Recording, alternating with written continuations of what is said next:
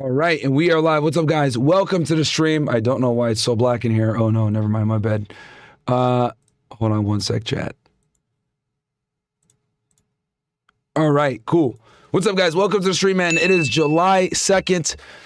Sorry for the delay. Had to go walk Frank and stuff like that, but we are live. We're on air. Welcome to the stream, guys. Got a bunch of things to talk about. As you guys know, we got Fresh and Fit later on in about 2.5 hours, 3 hours or so. We're live. No music on this one, guys. Just coming straight in because we're behind. As you guys know, breaking news. Your boy Diddy is going to live to see another day. And I'll kind of give you guys my take on this, but let's click here first real quick with bit of a commotion outside the courthouse. Sean Combs' mother just returned here. She walked in just a second ago, said she is feeling good because her son was acquitted of the most serious charges that he faced: sex trafficking and racketeering conspiracy, both of which could have sent him to prison for life. He was convicted, though, of transportation to engage in prostitution, and that charge could put him in prison for up to 20 years, although it's not expected he would get that much time. Yeah, I think each count, guys, carries a maximum of 10 years. So, obviously he's, I want to make it very clear. He's still convicted of a very serious crime. It's still a felony.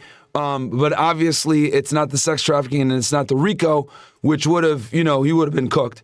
And you guys know, right, that I've been covering this case for a few weeks. But let's go ahead and watch this a little bit, and I'm going to give you guys my take on this and what this means. Because I foreshadowed this yesterday, and I'll explain what I mean by this. What we're waiting for now is the judge to decide whether Combs can be released on bail while he awaits his sentencing. He offered to put up $1 million. He put up his homes in Miami and Los Angeles. And he actually bought his home in Miami, guys. So, like, when he first got arrested, because I remember this, I thought he was going to get bond chat. When he got arrested originally back in November, right? So here's the timeline, right? Timeline goes like this. Cassie sues Diddy at the end of 2023. November 2023, she files the lawsuit. We all remember it. Came out, all this, sexual assault, all this stuff, right? He settles within one day. Like within 24 hours, he settles, right? Then, after he settles, HSI begins their criminal investigation shortly thereafter, right? I think they started their case like around November 20th or something like that of 2023. Fast forward to right around March of 2024. His house in Miami and his house in LA are raided by HSI. Everyone was like, oh shit. I told you guys, okay, he's going to get arrested by the end of this year. When I saw that they raided his house. After they raided his house, he got arrested November of last year. So lawsuit comes out 2023 of November, March 2024, search warrant. Then a year later, from when Cassie filed the lawsuit, he's arrested, right? When he got arrested, he went to New York purposely. He knew they were going to arrest him at some point, right? His legal team had been talking with the feds. Hey, I'll turn myself in, whatever you guys want, blah, blah, because his goal was to get bond, right? That was his goal the whole time, was to get bond. So he bought his house in Miami. His house in Miami is worth like $50 million or something like that. He paid it off, right? And when he paid it off, he was hoping to use that as collateral on top of other assets to secure his bond. The court said no, right? Which I'm actually surprised by. But since I went to the trial and I saw what's going on, I was like, okay, now I see why. Because they were scared that he has money and he's going to try to intimidate witnesses, pay people off, etc. Because in the case, they made a case saying he tried to pay a security guard off. He's violent. He beat up a couple of the women, blah, blah, blah.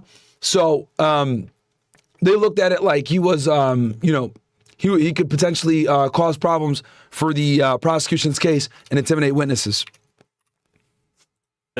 They're certainly opulent. The jury, the judge, everybody saw pictures of them. And the judge said he would convene a hearing later this afternoon to determine if Combs should be released. He seemed confident, telling his family. And what he got convicted of, guys, which I even said this in the beginning, was interstate transportation for prostitution. We all they got him dead to rights on that. He's bringing these escorts around and everything else like that.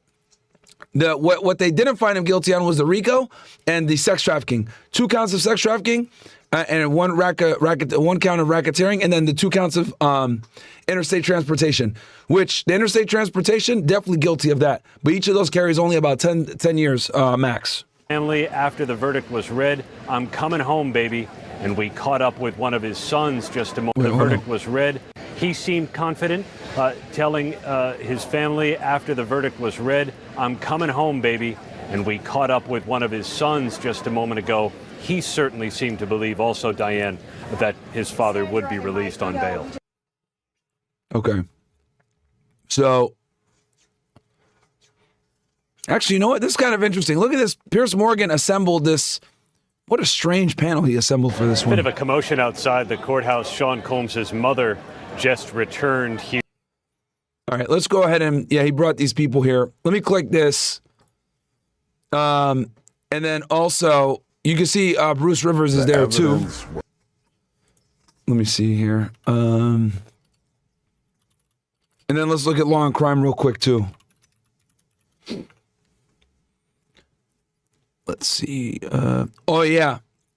Then obviously Brian Kohlberger pled guilty, as you guys know, a couple of days ago. But I don't think anyone still knows, if he's fucking, why he did it.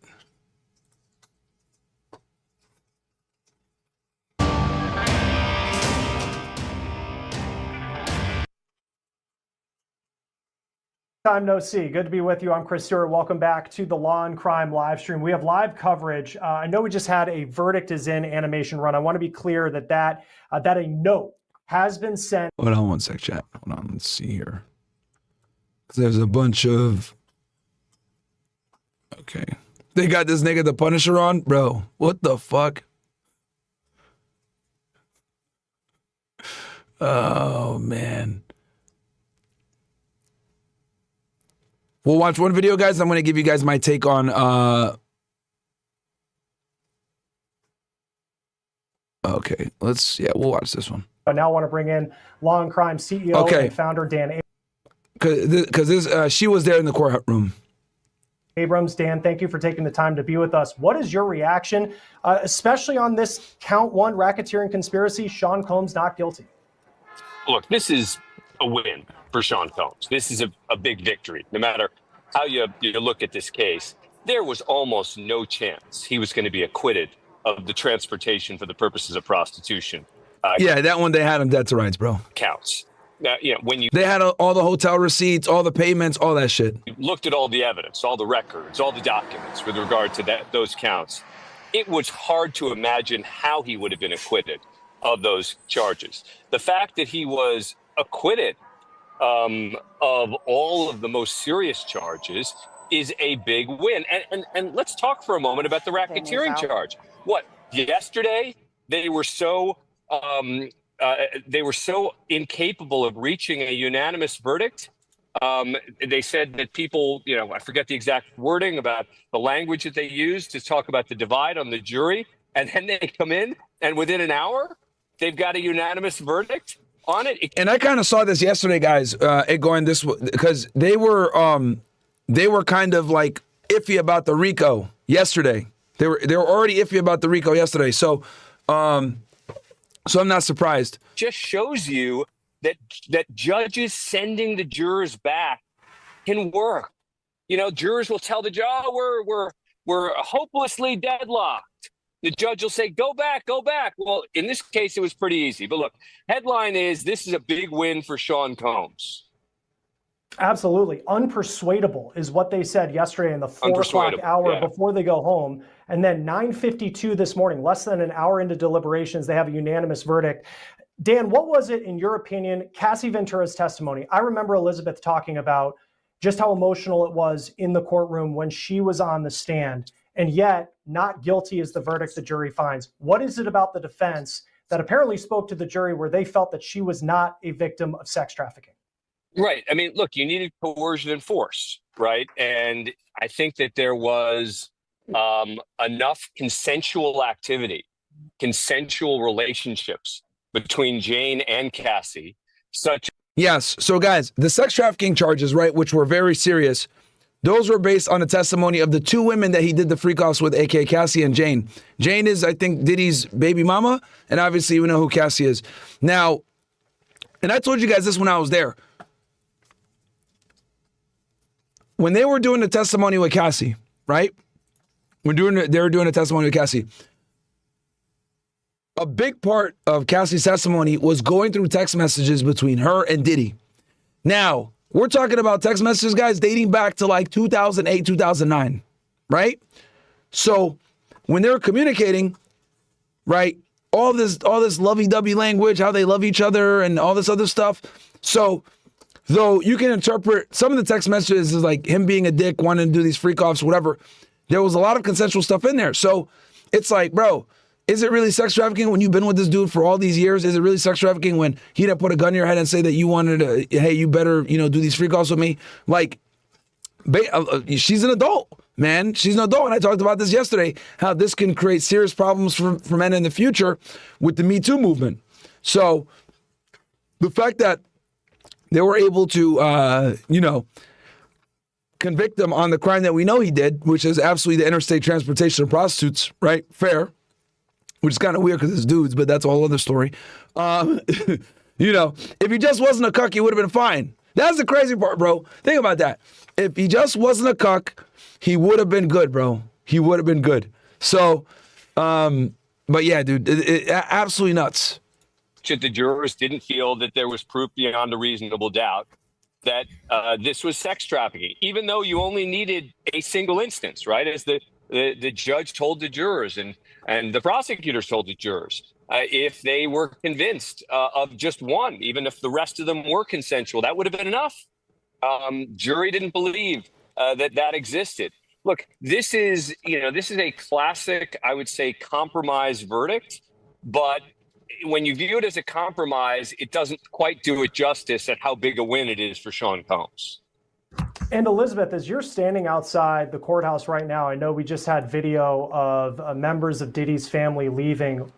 This was not a trial where you saw like a Luigi Mangione crowd of supporters outside every day. What are you seeing right now with the news of these verdicts coming in? Yeah, well, as you guys can see behind me, I don't know if you can see behind me but we see a Cadillac Escalade or a Ford Escalade. I can't name what cars that is, but you see a large black SUV behind me. We have two vans behind me. The two Sprinter vans are obviously going to be holding in the Combs family. And all I can see right now, Chris, is just a crowd of people, both press and the public, just crowding around. Their cell phones are out, their cameras are out. Some people are standing on what looks to be ladders, or at least kind of those metal barricades. And I see obviously some in security, some even kind of standing in the roadway. I hope they're not necessarily blocking any traffic, but I did hear an audible kind of exclaim when the family did come out. Obviously, everybody who's watching at home, Sean Combs is not coming outside of the courtroom at this moment right now. We do not see him or anything like that. He's still back in a holding cell while both sides kind of work out what they're going to be saying in their arguments later today about Sean Combs' bail application. But from what I could see, the SUV, the Sprinter van, it's crowded. It is a whole bunch of people really probably trying to get a glimpse of the Combs family, get their reaction after this verdict was read out loud today. And so it's really kind of a pretty packed scene outside there, as people are just waiting to see what the family's reaction is, as they are pretty pleased with today's verdict. Obviously, they would have liked probably for him to be acquitted on all counts, but in terms Chris, of just the verdict that was rendered today, it seems like the family is pretty pleased. Yeah, go ahead, Dan.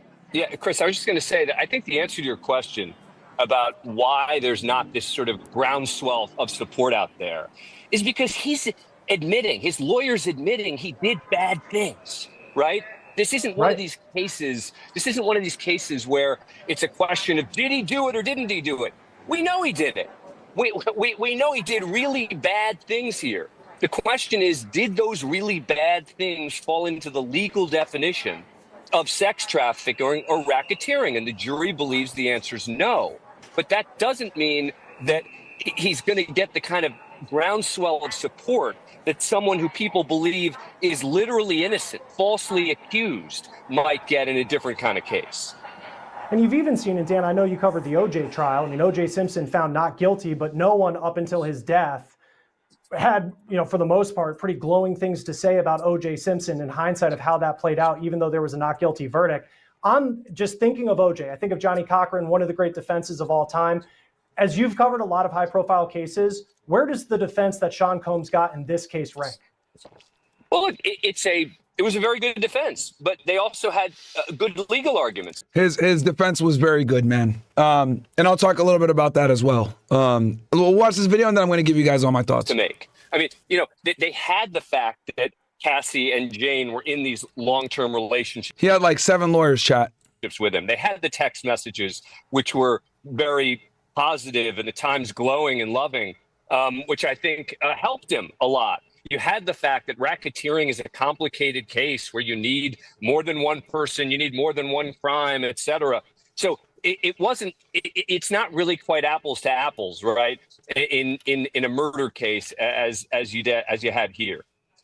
And then just lastly, yeah, go ahead. I'll let you go. Law and Crime founder and CEO Dan Abrams. Always good to have you on. Thanks for taking the time to be with us. Great to be here. Elizabeth, great job, guys. Appreciate it. We appreciate that. Elizabeth, great coverage in the courtroom too. Love it. Absolutely. Elizabeth, I will go to you right now. Let's break down these arguments here, because you have Diddy's defense is. Breaking news. He just got denied bail, chat.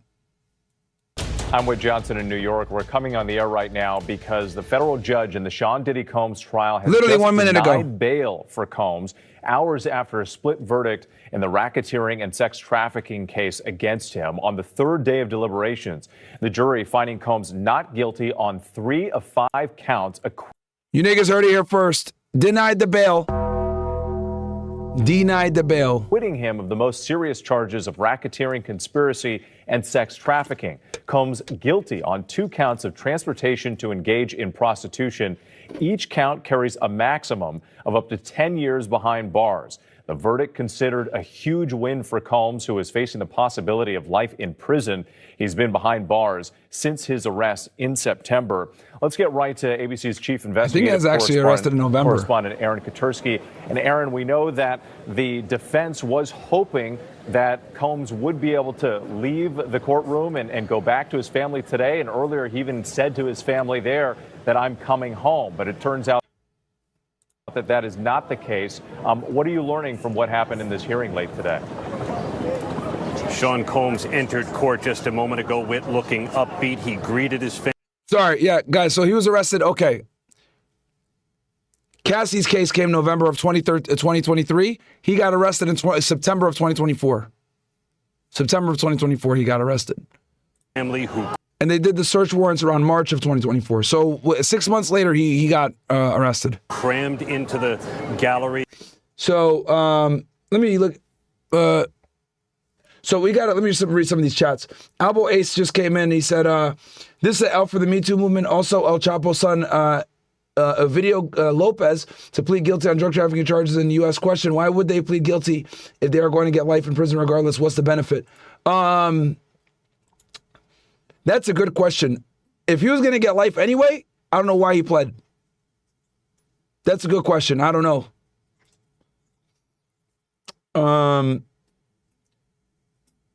Curtis Leon says, are you doing a club or a Council Club or OSS package deal? I didn't think about that, but no. I mean, no. Separate.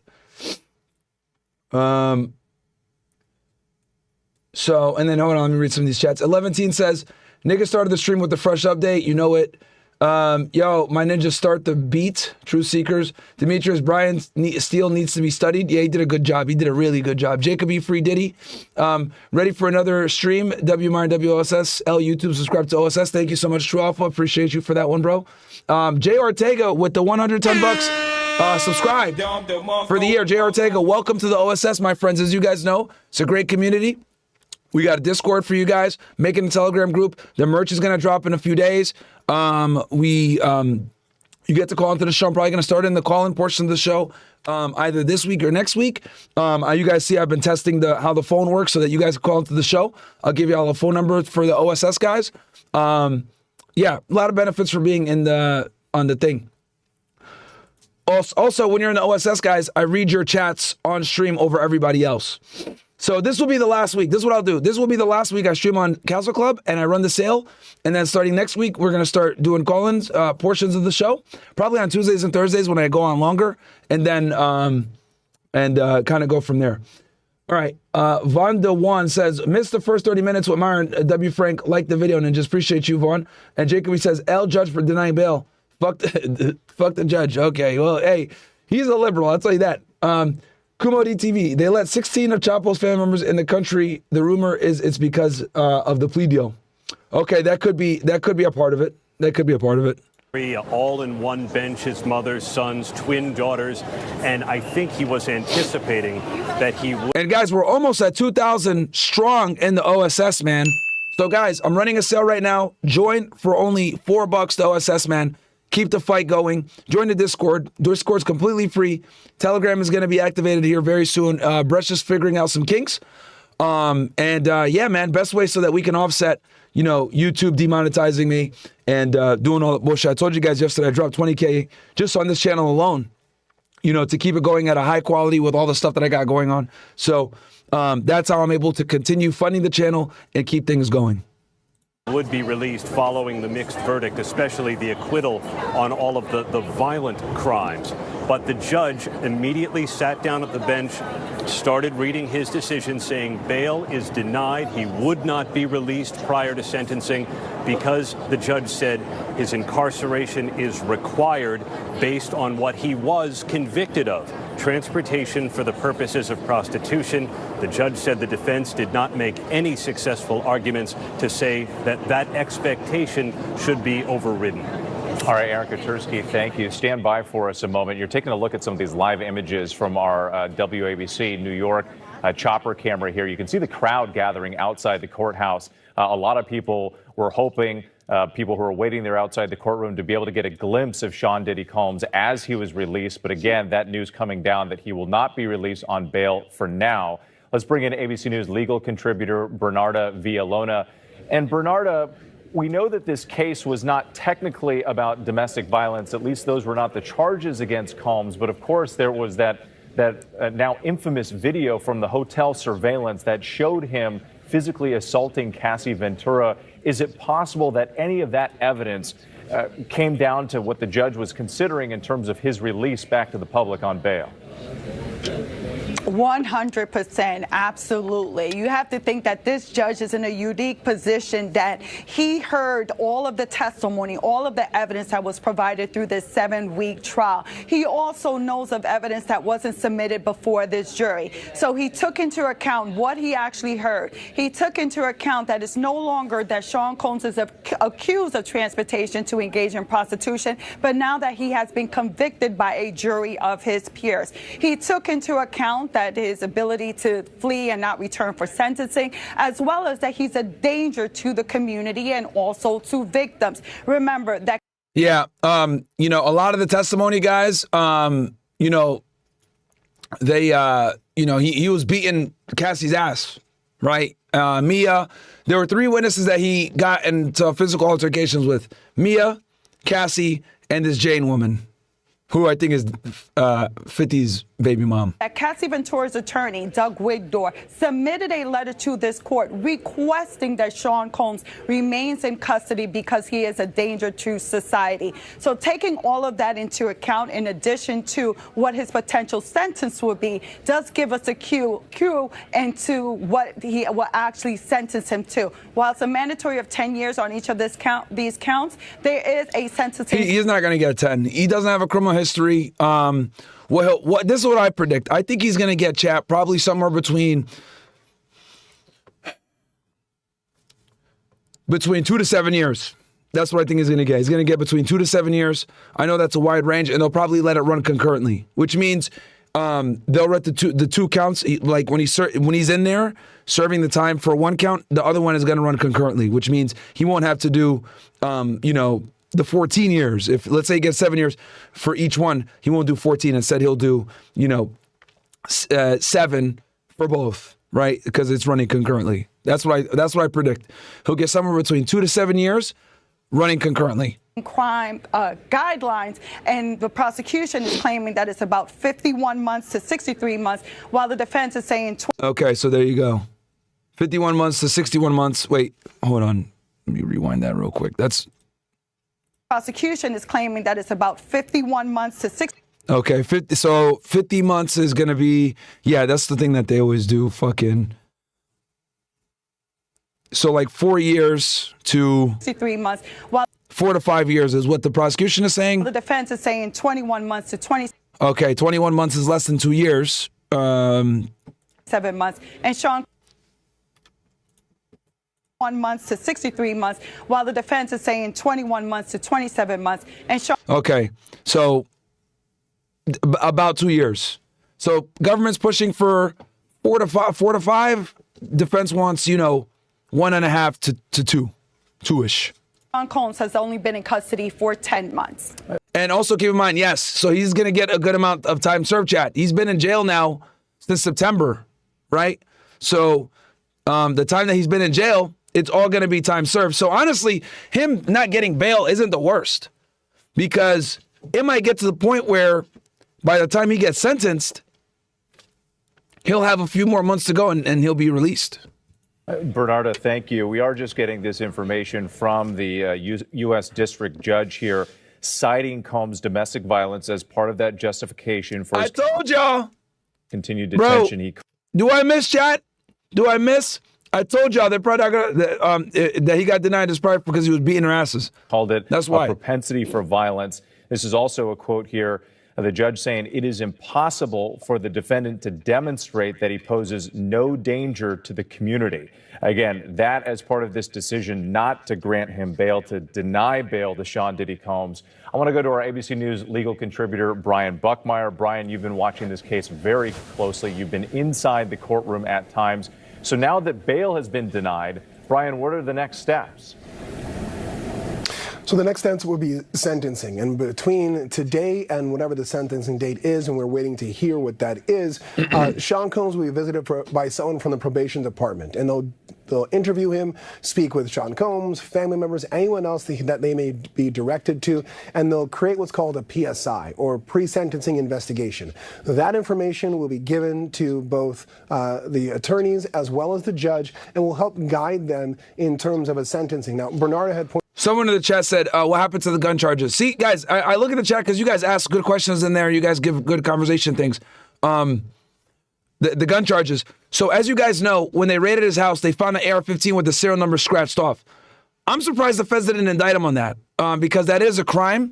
You don't get that much time for it, but it is a crime, so I'm surprised they didn't hit him with it. I think the reason why they did that was because they wanted to keep the evidence clean with, making it all about sex trafficking and RICO versus, bringing in a scratched off firearm, which is a completely different offense, different pattern of facts, etc. Versus with the RICO and the sex trafficking, you can you could put it all together,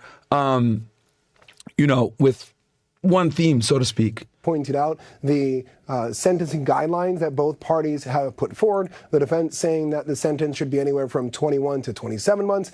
The government saying anywhere from 51 to 63 months. But that PSI will provide what they believe the sentencing guidelines will be. And then either side will try to argue, come sentencing, that there are either aggravating circumstances, the government will oppose those to go higher, or mitigating circumstances to go lower. And that's when we'll find a sentence. And of course, the potential of what's called victim impact statements, people who will testify or give testimony about the sentence. Oh, yeah. So they're gonna, I forgot about that they got fucking, they're gonna bring the victims in to give victim impact statements, and that's gonna absolutely weigh on the judge's, decision on how he's gonna charge it. Of Sean Combs. Brian Buckmeyer, thank you. I want to go back to Aaron Katursky. Aaron, we know that sentencing hearing scheduled for the fall. Sean Diddy Combs has already been in custody for about 9 months now, and he's also facing dozens of civil lawsuits. What more does he have ahead of him before that hearing? We know, I think it's on October 3rd. October 3rd at 10 a.m. is when Sean Combs is going to be sentenced for his conviction on 2 counts of transportation for the purposes of prostitution. Each of those counts carries a maximum penalty of up to 10 years. Al Boyce says, would you say this is a big fat L for the feds? I think it's a huge win for Diddy. Brian Steele now has 2 RICO cases he's under his belt. Yes and no.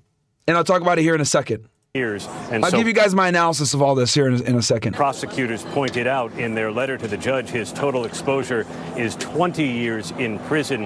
And the judge today, Whit, said that Combs's propensity for violence was starkly depicted on that 2016 hotel security camera footage that may well factor into the judge's sentencing decisions. In the meantime, Sean Combs will continue to be incarcerated at MDC in Brooklyn, the federal jail in Brooklyn, where he's been since his arrest. This is at least the 3rd, possibly even the 4th time that bail has been denied, and he will have to fight those civil lawsuits, at least at the outset, from behind bars. With Aaron Katursky, thank you, and the entire team. Again, the judge denying Sean Combs bail following that split verdict earlier today when the jury acquitted him of the most serious charges of racketeering and conspiracy and sex trafficking. But the jury did find him guilty on those 2 counts of transportation to engage in prostitution. We're going to return you in just a moment here to regular programming. Our coverage does continue on ABC News. All right, we'll go back and watch the last one. Then, oh, shit, hold on. Is saying that he should go home today. That, you know, this is not guilty on the majority of the counts, the most serious counts. He should walk out of here. The prosecution is not saying that. As you take a live look at just. Hey guys, do me a favor, bro. We got like 4,000, 5,000 you guys watching right now. Smash the like button for me, guys. Smash the like button. I'd appreciate that. Channel's growing at a great rate. We've passed 100,000 subscribers. In 7 months, we started this channel at about 186,000 in January, right? Now we're at like 287. So smash that like button, guys. Happy to have you guys here a lot. I know a lot of you guys are probably newer viewers, just found me, whatever. We cover everything on this goddamn channel. So smash that like button. Let's get the engagement up. Channel's demonetized, but we're still cooking. We're still grinding. The grind don't stop just because the channel's demonetized. A lot of other YouTubers will quit because they're bitch ass niggas, but we cover everything over here. So smash the like button, guys. Let's get to 2,000 likes. Look at the media that is outside of the courthouse in Lower Manhattan. What can we expect today when it comes to the arguments for what happens next to Sean Combs? Well, what we can expect is that the defense is going to really be adamant about letting Sean Combs out today. He has a lot of money to post access to his plane. And so Mark Agnifilo says his family can sign onto the bond. Again, they were proposing $1 million. He should be released today. And their proposal was that Sean Combs could walk out of the courtroom and that his travel be limited to Florida, Los Angeles, and New York City. Whereas the government opposed that application. Maureen Comey making these arguments on behalf of the prosecution. Maureen Comey is the lead AUSA on this case, as you guys know, James Comey's daughter. The government was saying that Mark Agnifilo was really kind of downplaying Sean. Mark Agnifilo is the Diddy's main lawyer. And for those of you guys also with Mark Agnifilo, his wife is defending Luigi Mangione, which, by the way, in the chat, do you guys want me to go out to New York and cover the Mangione case when it goes to trial? I think it's going to go to trial this year, chat. So let me know if y'all want me to do that. I could go out there probably for the first week or two at least and cover it out there for y'all. On Combs' conviction, because everyone, just remember, he is still convicted on 2 counts. That, again, we have to kind of emphasize being transportation to engage in prostitution, also known as the Mann Act. The government also pointing out there's been extensive testimony regarding drugs throughout this trial. They also point back to the day of his arrest, or the evening of his arrest, when he was caught at the hotel with drugs inside his hotel room, red lighting equipment, something that they say kind of alludes to that there might have been. All right, it looks like it's like 60-40 yes for Luigi Mangione. I'll ask the Cast Club niggas. Hotel night or a free call. Sorry, OSS ninjas. At the time that he was arrested, the prosecution also pointing out that his conviction suggests that he should be detained and that the defendant should be detained until sentencing. And so the judge asked, do you have any kind of case law about someone being held on a Mann Act charge pending sentencing? Maureen Comey says for the most part, it had to relate to children. And so she didn't have anything in relation to adults being transported over state lines. So she's going to look up that case law. Obviously, the defense is going to come back. They're going to have their arguments, probably kind of what we had heard earlier. So they're going to take a few hours to kind of work everything out. They're going to send back a letter or an email, and then we'll all kind of reconvene early this afternoon to discuss what's going to be happening next. But no, Sean Combs did not walk out of that courtroom, everyone. He is still being held inside the courthouse right behind me. It seems like, from what I could tell, his family kind of probably maybe went to go celebrate or something like that, maybe go get a bite to eat, probably really take in that it's possible their father might be coming home today. But again, it's possible. Nothing set in stone just yet. And we just have a statement coming in from the lawyer for Cassandra Ventura. This is from Doug Wigdor.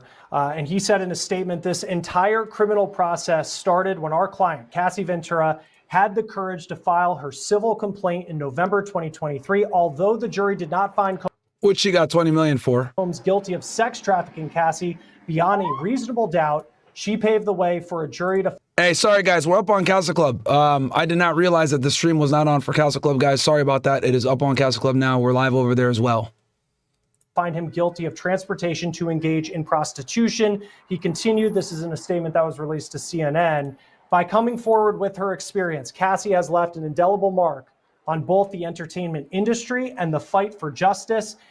Exemplary courage throughout this trial and brought attention to the realities of powerful men in our orbit and the misconduct that has persisted for decades without repercussion. I remember, Elizabeth, you talking about how emotional it was in the courtroom during Cassie Ventura's testimony. Just what's your reaction when you saw the not guilty verdict related to the charge of sex trafficking with Cassie Ventura?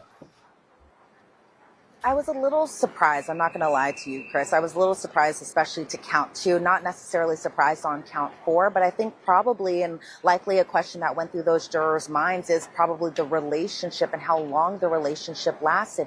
I will say that and I said this to Jesse yesterday too, that the jurors were really paying close attention to both sides' closing argument, especially Mark Agnifalo's closing argument, where I kind of think that they really listened to what he had said in terms of just, by the government's definition, by the federal law's definition of sex trafficking, it only has to be one instance. And so when Mark Agnifalo is getting up there in his closing argument and saying, okay, well, they did 75 different freak-offs, and then it's just that one instance that makes it number 76, and then that all of a sudden becomes sex trafficking, maybe the jury really kind of listened to that and really kind of took note of that. And maybe they kind of were like, okay, well, when the breakup happened, was it because of these freak-offs? Was it because of these, hotel nights or whatever? Again, hotel nights is something Jane calls it. Cassie called them freak-offs. But whether or not that was the reason that the relationship ended, because according to the testimony, it seemed like the relationship ended because of possible jealousy, because of another woman, and it didn't seem like their relationship ended necessarily because of the freak-offs. But also remember, Chris, that yesterday the jury asked some very pointed questions about different instances involving Cassie, either at the Intercontinental Hotel, over at Cannes Film Festival, her interactions with Daniel Phillip. And so I was thinking, okay, maybe it's possible they were going to come back with guilty on sex trafficking, but it obviously didn't go that way today. And so I think as far as just their verdict, I do respect their verdict. These jurors were listening to the exact same testimony I was listening to. Obviously, they saw some exhibits that we weren't keen on seeing or anything like that. But I think maybe consent was... Shout out to Unforgiven with the gifted sub. Yeah, guys, keep in mind that the jury... So this is something also that's very important that she just mentioned that it just triggered something in my mind. The jury saw all the sex videos, chat. The jury saw the sex videos, okay? I guarantee you guys, them seeing those sex videos definitely made them say, you know what, bro, this bitch a thought. I'm starting to think, bro, like, yo, they saw those sex videos and they're like, bro, this ain't no fucking sex trafficking. Get the fuck up out of here, man. Keep that in mind too, chat, that they saw the sex videos, bro. And a lot of them were like disgusted by it. So that is big. That is big that they actually saw the sex videos. Because You know, it's one thing for a girl to say, oh, I'm being, you know, trafficked or some other bullshit like that. But like when you're actually watching the sex videos and you're seeing them like enjoying it or whatever, saying they love it, like that's gonna be a very potent in your brain, chat. Because the way it worked was, and I was there for a couple of these, they showed images and they showed video to the jury, but the audience couldn't see. So journalists, they weren't able to see it, they weren't able to hear it, they weren't able to see anything, but the jurors saw everything. So that absolutely played a significant role in them probably saying, yo, this isn't sex trafficking, bro. This is bullshit. Guaranteed, bro. Guaranteed. Right? Cassie's in there acting all innocent, Jane acting all innocent. I was sex trafficked. Then, you know, they're watching her get pounded by some fucking escorts. They're like, what the fuck? These bitches are lying. So those videos, interestingly enough, I guarantee probably hurt the prosecution. That's my estimate. Hurt the prosecution's case. Was really a topic of discussion as far as, you know, she kept on the relationship. Yes, while it was on and off for an 11-year period, but she kept on the relationship even. And that's a big deal too. They were together, guys, from like 2007, 2008, up until like 2018. Cassie was with Diddy. And she cheated on her now husband with Diddy. After these instances of violence, even after doing these freak-offs that she says she didn't want to be doing. And so maybe they were like, okay, well. And also, just so you guys know, Cassie had sex with like 20 plus dudes that were escorts, right? She was cheating on her husband now with Diddy, right? And she said that it was grape. She was cheating on Diddy with Kid Cudi. So, you know, that obviously also is going to show like, yo, this chick's a 304, man. And this is why the prosecution was so scared with some of this evidence coming in about her promiscuity. You know, maybe at the end of the day, their huge kind of takeaway was possibly consent being kind of at the heart of the issue. Yeah, we'll hear what the jury has to say when they begin to speak to members of the media. I want to bring in the other members of our panel. Mina Saywat Lona, SiriusXM host, also joining us live now, as well as William Corman, who is a criminal defense attorney. Thank you both for being with us, and Elizabeth Milner also standing by outside the courthouse in Lower Manhattan. William, just from a standpoint, and as people are joining us right now, kind of digesting everything, so I am asking a few questions that we've touched on just in the last 20 minutes or so. But as far as the what happens now part of it, when Sean Combs is sentenced, how likely is it that he goes to federal prison on these 2 counts? That's the $64,000 question right now, isn't it? I mean, these counts do carry with it the possibility of. He's 100% going to go to jail. That's not even a question. He's going to get time served, but I think he's going to get, like I said before, between 2 to 7 years. He's going to probably have roughly a year plus of served time by the time he gets sentenced. So he'll probably be in jail for another 24 to 36 months. That's my estimate. Of prison time. It wouldn't be unheard of for someone to go to prison on these types of charges. However, he has no criminal record. He has no criminal past that he's been convicted of. But one of the things the government said when the bail argument first reared its head, and again, we'll hear more about that later on, is there was continued criminal conduct even after the charges took place. So this isn't someone who has lived a law-abiding lifestyle for everything but for these cases. I mean, as you mentioned a little while ago, when he was arrested, he had drugs on him. There was post-charge conduct. So there's all sorts of things that the government can rely on to say, hey, look, he was found guilty of these 2 offenses. They are federal offenses. He was found guilty beyond a reasonable doubt. They carry with it the possibility of federal prison. And for somebody like this, who has flouted the law, he should go to federal prison. His lawyers obviously will argue in the other direction. But again, I think it's possible that he goes to prison. I don't think he's going to max out. I don't think it's going to be a 10-year federal prison sentence. But it's possible that the judge decides that not staying at the MDCC is enough, and he actually needs to go to a federal facility somewhere else in the country. Yeah. They're going to 100% move him somewhere else too. Like the MDC guys is not like a real, like it's not like, so once you get sentenced, guys, you're going to get sent somewhere like a real BOP prison. Like this is a lot of the times like a staging center so they can bring you to and from court efficiently, but he'll probably get, they'll move him to a better prison, obviously. That's more for long-term inmates. And Mina, I'm going to bring you in just a moment, but I just got a super chat question that I'm going to ask William here. State Boys Louisiana asks, will Diddy be a sex offender now? That's a damn good question. He might. Let's see. I don't know that transportation. Oh, it's a violation of the Mann Act. So yes, I think he would be considered a sex offender. I think there is a mechanism in place by which he could challenge that classification. But I do think that violation of the Mann Act carries with it sex offender registration. All right, Mina Sewat Lona joins me now, a host on SiriusXM. Thank you for taking the time to be with us as we break down and kind of digest this verdict and everything that went down this morning. What is your reaction to what the jury found Sean Combs guilty of and not guilty of? I think we kind of saw some of it, but I am, to be honest, a little surprised at the not guilty verdict for Cassie Ventura when it comes to the sex trafficking. We've talked extensively about the receipts and the different evidence that the prosecution presented when it comes to the transportation of the prostitutes, right? I feel like that was pretty solidified. We have talked about the RICO and how if you really follow the RICO according to the law, yeah, they proved their case, but did they really prove it to this panel of 12 jurors who are not well versed in the law? And did they prove that there was an organized criminal enterprise here? I thought that was a little up in the air, but I really... Another thing that fucked them up is they only charged Diddy. Like, how the fuck is it a huge criminal enterprise if you're only charging one person? That was also weird as well. I've never seen a RICO case where you only have one defendant. Really thought because of that video, I thought that video was so powerful as evidence that Cassie was forced back into a room. Sean Diddy Combs is naked in this video. They're in a mid-sex act. She is running away for her life. She's being kicked in the head and dragged back to the hotel room where a security guard testified that there was an escort in there.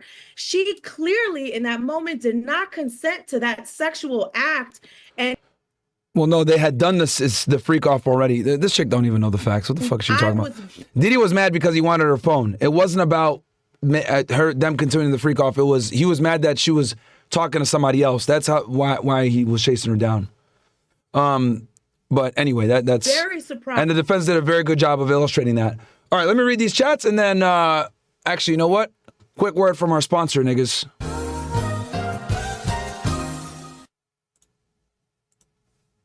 The only thing I ask, especially for my YouTube viewers, is for you guys to join OSS. We just passed 1,500 active supporters. I want to say thank you guys so much for the OSS. As you guys know, the OSS is my community. Starting in July, we're going to start adding in some perks. We got a Discord that we're working on, a Telegram group. Also, giving you guys merch discounts. You can call into the debrief show. I'm going to take in calls. $4 to join. I'm running a sale right now for you guys. Or you can jump in for the year at $75. Basically, this is how I offset the fact that YouTube is absolutely robbing me blind because I know that they still run ads on my shit. The goal is 10,000 strong for us to fight back against the censorship of YouTube. That's how you really support me, support the mission. It allows me to continue to do these super long streams for you guys. A lot of people tell me, hey Myron, like you shouldn't even be streaming on YouTube anymore. You should be streaming on Rumble and Kick only. But I'll take the financial hit to reach more people, especially on YouTube where people don't talk about this shit.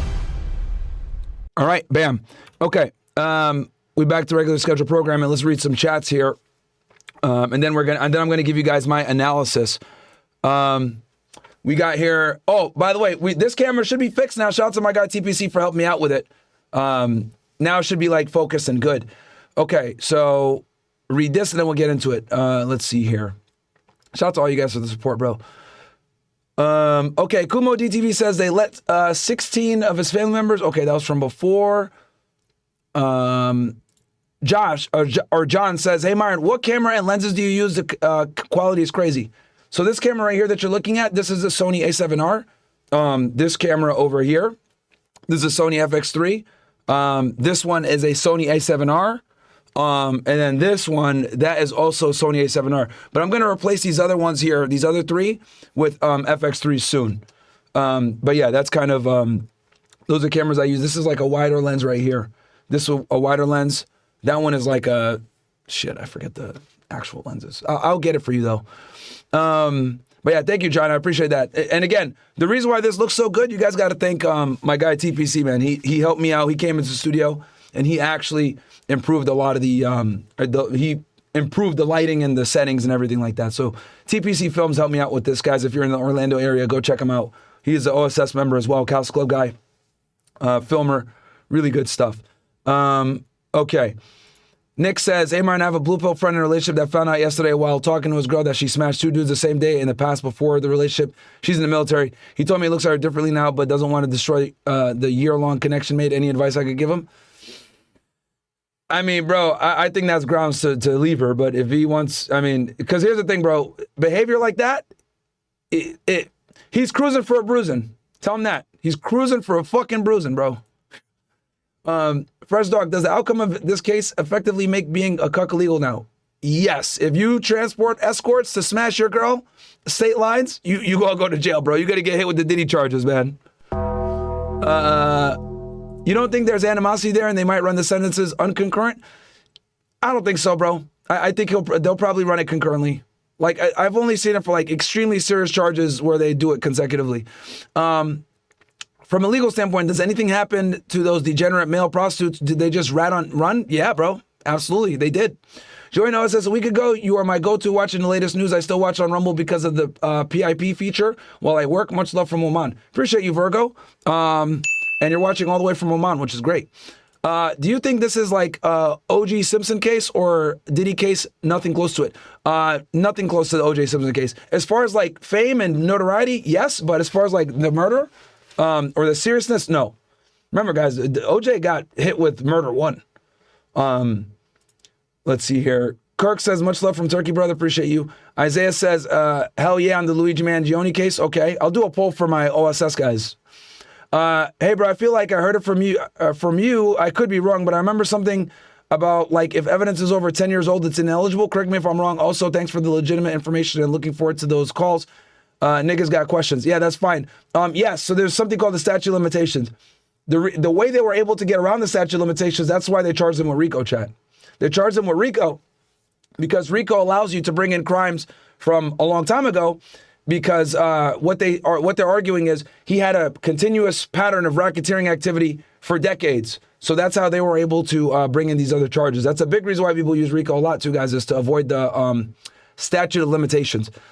So boosted, the sentencing date is October 3rd, Myron. Yep, we know that. Breaking news, apparently strikes are being reported in Iran again. Sully is hosting a space. Okay, we'll check that out as well. I did see something with Iran. This is what happens when you let women lead. They get emotional, fumble the case. L, female at USA is okay, Blackest Panther. 3 Diglets with a big $100 super chat. He says, the moment Cassie lost was when Diddy was like, one last freak off, and she said, nah, I want it to be the first freak off forever. Yes, good point. Diglet's been watching the coverage. She wanted a never-ending freak off. Yeah, bro. I mean, like I said, there was too much evidence there to show that there was consent. Stephen 44 says James Comey's daughter under prosecution lead to the acquittal of the racketeering charges. Well, guys, she's a good AUSA, bro. She's actually, when I was there watching her argue, she's actually very sharp, very smart. But yeah, bro, look, Diddy had a good legal team, guys. He had like 7 lawyers, some really expensive lawyers. His legal team was like 10 million or some crazy price point. Cyan T says, just want to say thanks for all you do from Ireland. Thank you so much, bro. We got people all over the world watching. Fitness says, I got $20,000 saved. I'm debt free. I'm my over 100. Okay, you mean you make over $100,000 as a truck union musician. I plan on moving to Charlotte, North Carolina to my family. Is it doable to get a duplex with the FHA, Myron? Yes, it is. Because you remember, you only got to put 3.5 to 5% down. So it is doable. Utmost TFM. But I don't know what the price points are like in Charlotte. I know Charlotte is relatively cheap, but I know a lot of people have moved there too. Utmost TFM says, yo, do you think when they dropped the statute of limitations on Trump, Diddy got caught up? I don't know what you mean by that question, bro. A little confused by that. All right, so what's my analysis on this? So, and I talked about this yesterday. And I mentioned this, I streamed on Kick last night, and I said that I was rooting for Diddy. I did say this last night. Chris is my witness. When I was playing Marvel Rivals with Chris yesterday, I was saying, bro, I'm kind of rooting for Diddy here. I hope he doesn't get, like, the RICO charges and everything else like that. And I talked about this also on my stream yesterday. I told you guys that if Diddy was found guilty, this was going to set a very bad precedent from a Me Too perspective. Because when I was there in the trial and I was listening to the star witness Cassie talk, there was a significant amount of consensual sex that was going on. She was with him for over a decade. She could have left at any time. He was paying all her bills, whatever. And quite frankly, it seems like she didn't like the end of the stick that she got. And then she came years later, 6 years later to be exact, or 7 years, 5 to 6 years later, and went to the feds to, pursue charges and her case and everything like that. And my argument was, look, whether you like Diddy or not, right? This is because we're not being personal here. We're just being objective. Whether you like him or not, if he gets found guilty, this is going to set a very bad precedent for men across the United States when it comes to consensual sex. So the fact that he was able to beat, right, the sex trafficking and the RICO charges, which the sex trafficking charges were also going to be, each of those I think carries a mandatory minimum of 15 years, chat. Okay? 15-year mandatory minimum times 2, so that would have been 30 years. And then the RICO would have put him over, like you would have been cooked. Right? So the fact that he was acquitted on the sex trafficking is a good thing, because what it does, guys, is basically allows it where, yo, you bitches were consenting, right? We were together forever. Bro, one of the girls to this day, guys, the Jane chick, she's still getting her bills paid by Diddy. She was there testifying against him in court, and Diddy was still paying her bills, bro. Could you imagine? You're over here, you were dating a chick, y'all have this weird relationship and shit, and she's a single mom, and she's testifying against you as you're paying her fucking rent? Bruh. Holy. So, like I said, this is a W for men across the United States, okay? I truly do believe that this is a W for men across the United States, because you guys know the Me Too machine is fucking crazy. You're guilty until proven innocent, and it sets you up in a very bad predicament. Now, as far as the interstate transportation of prostitutes, 100% he's guilty of that, right? 100%. Because since he went ahead and paid these escorts, right, to show up and meet him in Miami, Atlanta, whatever, because the scheme basically went like this. Wherever did he travel with Cassie or this Jane chick, he would have these hotel nights or freak-offs. He'd fly these escorts in.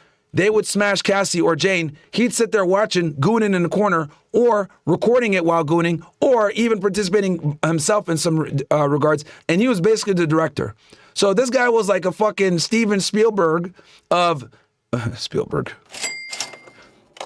Steven Spielberg of like his own cucked out pornography films, right? Now, should he be going to jail for racketeering for having his girl smash some other niggas? No. It's weird as fuck, right? Smearing their fucking semen on his titties and shit. Weird as fuck, but is he like a fucking Gambino crime boss? No. Right? So I do think that the RICO was a stretch. And again, like I said before, a lot of this was consenting sex. And also, like I said before too, keep in mind that the jury actually saw the videos. They saw the freak-off videos. And, it's one thing for a witness to be on the stand crying, saying, right? But then it's another thing to see them getting smashed out, right? And them saying, oh, I love it, blah, blah, blah. So I'm sure that played a huge, huge fucking role in the jury's decision to not convict him of sex trafficking, right? Because he was with them for so goddamn long. These weren't women that like he wasn't with. He was paying these chicks bills. He was taking care of them. Cassie was on the red carpet with him. That was his girl. That was his woman, right? So they didn't find him guilty on that. Now, the interstate transportation, yeah, 100%. Nigga was over here paying escorts to meet him in LA to smash his girl. Weird and stupid. But if you want to be technical about it, absolutely guilty of that. Now, it's still a W for the feds, because the feds still got 2 convictions, right? They still got 2 convictions. It wasn't the biggest charges, but they got 2 convictions, so it's a W for the feds, and then this was a W for Diddy. So I'll be honest with you guys. My take on this, everybody won in this scenario, okay? Obviously, from the prosecution standpoint and HSI, they're looking at it like, okay, we went to trial. Going to trial is always nerve-wracking for the feds because they never go to trial, and they normally don't lose federal cases anyway. So this is still going to be a W. This is going to still be a one in the W column for them, because they got 2 convictions through trial of interstate transportation, which is still a serious charge, guys. It still carries up to 10 years for 2 counts. Did they fail on the RICO? Yes. Did they fail on the sex trafficking? Yes. But they still got 2 convictions for felonies. So Diddy's still going to be a convicted felon after this. He's still going to have to probably register under the sex offender registry. And he's still going to be, a disgraced musician, right? He's still going to have the thing. The only difference now is that he's not going to die in prison. He's going to be able to come out. Like I said before, I predict he's going to get somewhere between 2 to 7 years. And yeah, I'm surprised he didn't get bail. But at the same time, given the circumstances where he was beating these bitches' asses. Because I will say this, there was a lot of pictures of like Cassie with like, black eyes and cuts on her face and shit like that from Diddy whooping her ass. So, a part of me is like, damn, it would have been good if he got bail. But then the other side is like, okay, I can see why the judge said no. But at the end of the day, it's going to benefit Diddy anyway, because he is going to get jail time. And all the time that he spends in jail is going to be counted as time served. So when it does come to sentencing in October, he'll probably have a 1 to 3 years left to complete. Because I don't predict he's going to get the higher end of the 10 years for each of these charges. I think he's going to get 2 to 7, run concurrently, and go from there. So all parties in this thing win. Prosecution got their conviction. Diddy's not going to die in jail. Now, this is what I predict, though, right? It's not over for Diddy yet, because as you guys know, he has a significant amount of civil cases, right? The civil cases there's like 10, probably like 50 of them, right? People coming out, suing him, etc. So that's going to be a nightmare to deal with. And let's be honest, he's a disgraced artist now at this point. No one's going to let him live down the freak-offs and gooning. The other crazy stories where I told you guys, like where the escort would finish inside of Cassie, and then they'd go into a private room and she'd, take that milk and then put it on his titties, and he wanted her to smear. Like, he's cooked, right? From a perspective of reputation, I don't see how he ever performs again. I don't see how he ever performs again or continues to be like out there in the limelight. I still think he'll be involved in the music industry, but he's going to be way behind the scenes. He'll fund projects, he'll get projects going and shit like that. Maybe be an advisor, consultant. But I don't see how he would be able to be in the music industry again. Now, with that said, though, he ain't no billionaire for no reason. The guy is very intelligent. Diddy, I would say, is like the first hip hop music mogul where we've seen him get money outside of hip hop. Obviously, you guys know he had Sean John, he had Ciroc, other investments that he was involved in. He launched Revolt TV. So I think he'll still be able to generate revenue and find money. I just don't know if he'll be able to do it in the music industry anymore, given the embarrassing set of circumstances, man. A lot came out during this trial that really hurt his image. So the good news is he's not going to die in prison, but the bad news is he's going to die with a lot of embarrassment. So that's kind of what it is. Anyway, let's see here. Let's go. I do want to see a little bit of this here with this Piers Morgan panel, and then we're going to get into the other news, guys. We're going to cover Jeff Bezos getting with fucking an old ass bitch, and then we're going to cover the big beautiful bill. The evidence was weak. It wasn't a strong case. It was a strong case in the media and all the pundits who wanted to say he's a woman beater. That doesn't equal a RICO charge. This verdict really just goes to show how much women. Oh, and then I also got something here for Iran. And then as we play a little bit of this chat, we will go ahead and cover, I'll check on Twitter and see what's going on with Suleiman, if there's another attack in Iran. That the jury could vote not guilty on Cassie Ventura being... Let me know what you guys think. I like I said, I'd like to see what you guys think in the chat about Diddy's charges, but I do think this is a W for him in general. For sure, a W for him. That there's a video in where she's clearly not consenting to sex. Oh, what the fuck? Oh. Women are really truly not believed. If numbers don't lie, it was 36-0. 36-0. Some even went as far as suggesting you must have been on the Diddy payroll. Would you like to clear that up? I am not on the Diddy payroll. This is like a freezer meat guy. This was just my honest experience. When you run with certain people and you know what they could be capable of, then you know you might be in clear and present danger. The legal system, they want to get their hunk. They can't walk away. They're already disgraced. They don't want to walk away totally disgraced. After 7 weeks of revelations and a case that's shaken the showbiz world, Sean Diddy Combs has been found not guilty of racketeering and not guilty of sex trafficking his ex-partner Cassie Ventura, another woman referred to only as Jane. The jury did find him guilty on 2 counts, both of transportation to engage in prostitution, related to those same 2 women. Well, the verdicts have come as much of a bombshell as the case itself. We have an all-star panel of opinionated insiders and legal experts to explain what it all means and what happens next. In a moment, I'll talk to Young Jock and Sammy the Bull, and I'll talk to the Punisher, whose evidence appears to have been pivotal in this trial. But we begin with our legal. Real quick, George says her husband should change his name from Alex Fine to Alex definitely not fine now. Hey, bro, they got 30 million, bro. 30 million, so they're chilling. Mass Messiah Myron, check your DMs on Twitter. You won't regret it. Bro, I'm in the middle of something right now. Sharpshooter, isn't Cassie the one calling and paying them? What? Yeah, Cassie was. She was. Yes, Sharpshooter, she was. I think that's another thing that played into it as well. Mass Messiah, send the link that you want to send. Send it to me on Rumble on the OSS thing, so I can copy and paste it, put it in the browser. CN says, just for it, if I send a chat or you're reading one of my comments, I know it's an unusual name, so no bother, Myron.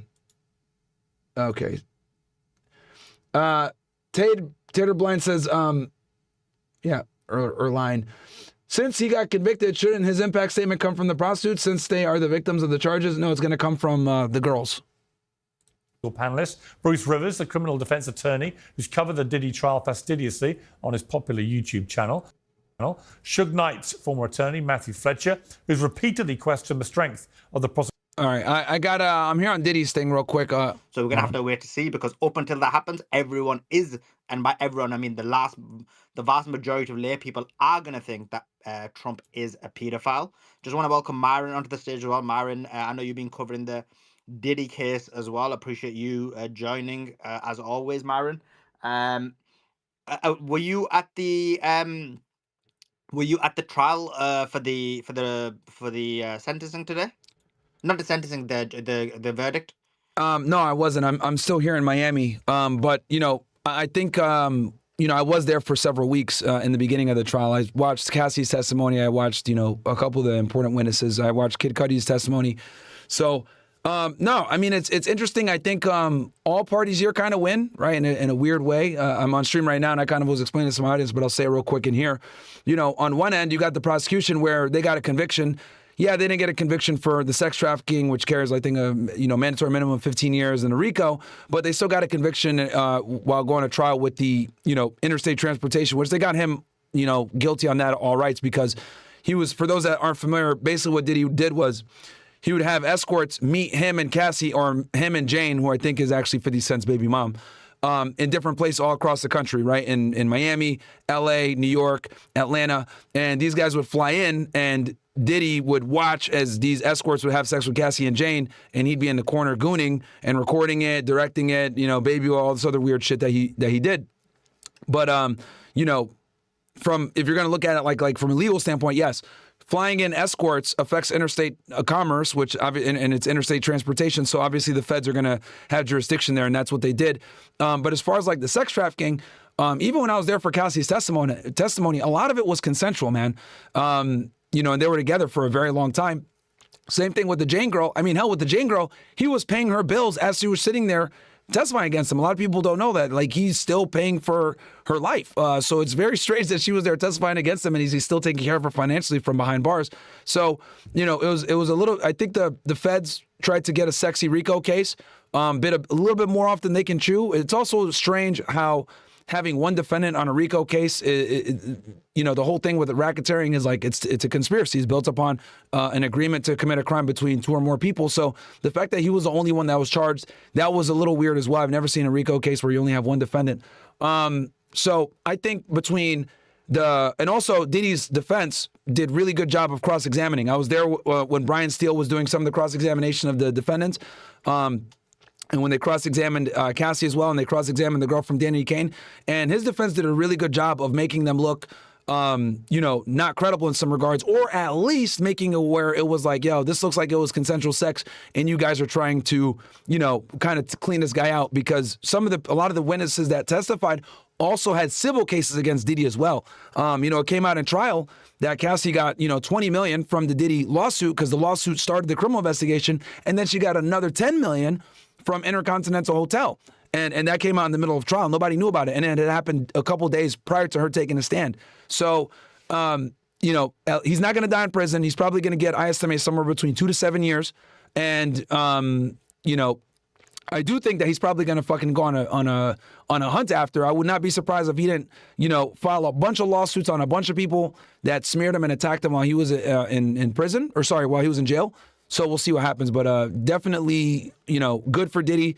The prosecution, though it wasn't as big of a win as they wanted, they still get a win for getting a conviction. So I think it's a W for all parties here, as cheesy as that sounds. Yeah, I mean, and I know Ryan's got his hand up. I do want to hear what he's got to say as well. But just before I go to Ryan, just one other question. I mean, it looks like Diddy was let off lightly. If you look at it, his major charges was found not guilty. It was mainly just a prostitution. Likely, and I mentioned this, that if you look at it, the police went in. They may have probably taken control of the vast majority of tapes, maybe blackmail material against celebrities, politicians. Do you think this was all orchestrated in the sense of they got the equipment, they give him a light charge, and it's just manufactured to let him off? Or do you think, nah, it was just... And the claim was it was botched, a botched case as well. So, I mean, what's your thoughts on that? Yeah, so look, man, I like to put my tinfoil hat on too sometimes and have wild conspiracy theories. But this is the reality. This isn't an Epstein case. This isn't a blackmail case. This is a dude that's just a perv and likes to watch dudes fuck his girlfriends. That's really what it is. Because keep in mind that there were 2 women that he did these freak-offs with. He didn't do it with everybody, obviously for certain reasons, because it's incredibly embarrassing. And a lot of people thought, oh yeah, the Diddy parties, he's over here compromising people, all this other shit. He literally was going to hotels, having his assistants organize the hotels, or Cassie doing it, because Cassie also called a lot of these escorts. They would show up, and when they would show up, they would have sex or whatever. Like, this wasn't like some kind of like blackmail case and trying to collect intel. This was a perverted dude that liked to watch his girl get smashed. And he kept it pretty discreet for a very long time. Nobody knew about this stuff. But that's why this case is so explosive, guys.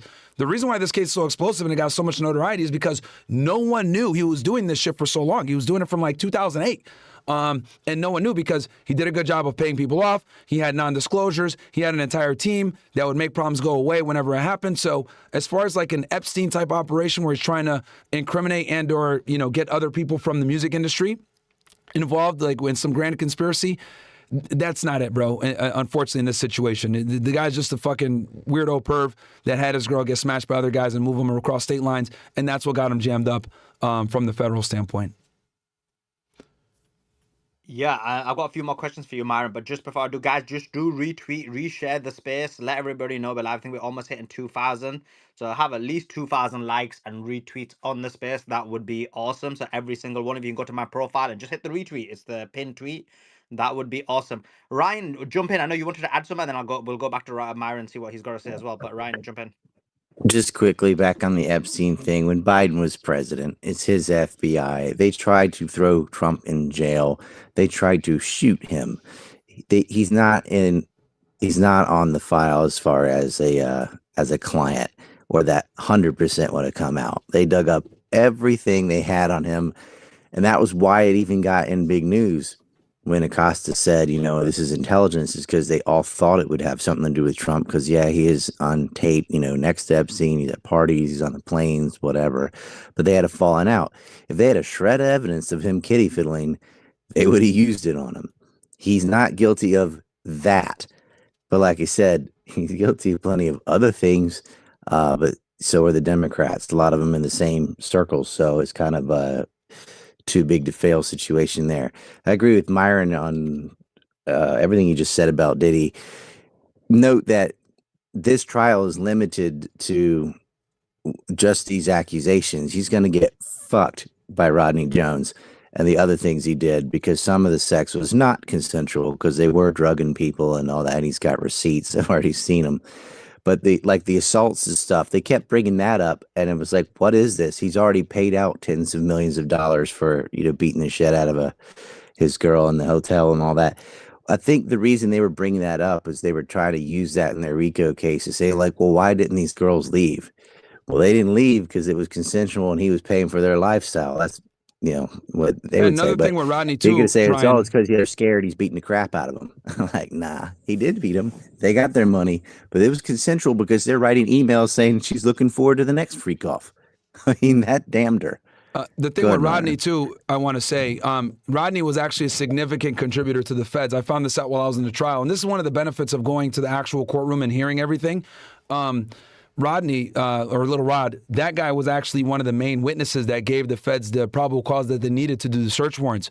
You know, the way search warrants work in the United States when it comes to, you know, especially at the federal level, is, you know, you need real-time information. Typically, we call it, you know, fresh PC within like 2 weeks to be able to go ahead and get a judge to sign off on a search warrant. And obviously, Cassie hadn't been with him since 2018. Jane, I don't think, had been going to his houses like that. So the main person that's provided the feds information to do the search warrants on his Miami house and in LA was the Lil Rod guy, because he was there as a music producer. So he knew the layout of the house. He knew, you know, where stuff was kept, etc. And when the feds went, that's how they were able to find the baby oil and get the probable cause to get in there. So, and Rod, interestingly enough, was not used as a witness in a criminal case. I predict because they didn't want to use a mail and throw things off. So, but he definitely sued Diddy from a civil perspective, but his information was absolutely used to get the probable cause to do search warrants.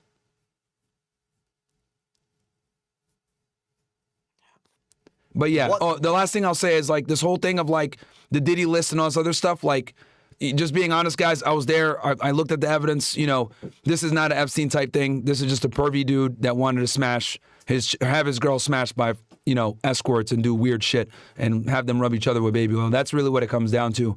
And that's what it is. You know, people I know are trying to sensationalize it and make it, oh my God, it's Epstein, there's a whole ring. Nah, man, just a fucking weirdo that wanted to have escorts bang his girlfriends. I could see that. But Epstein was the gangster these guys like to pretend to be.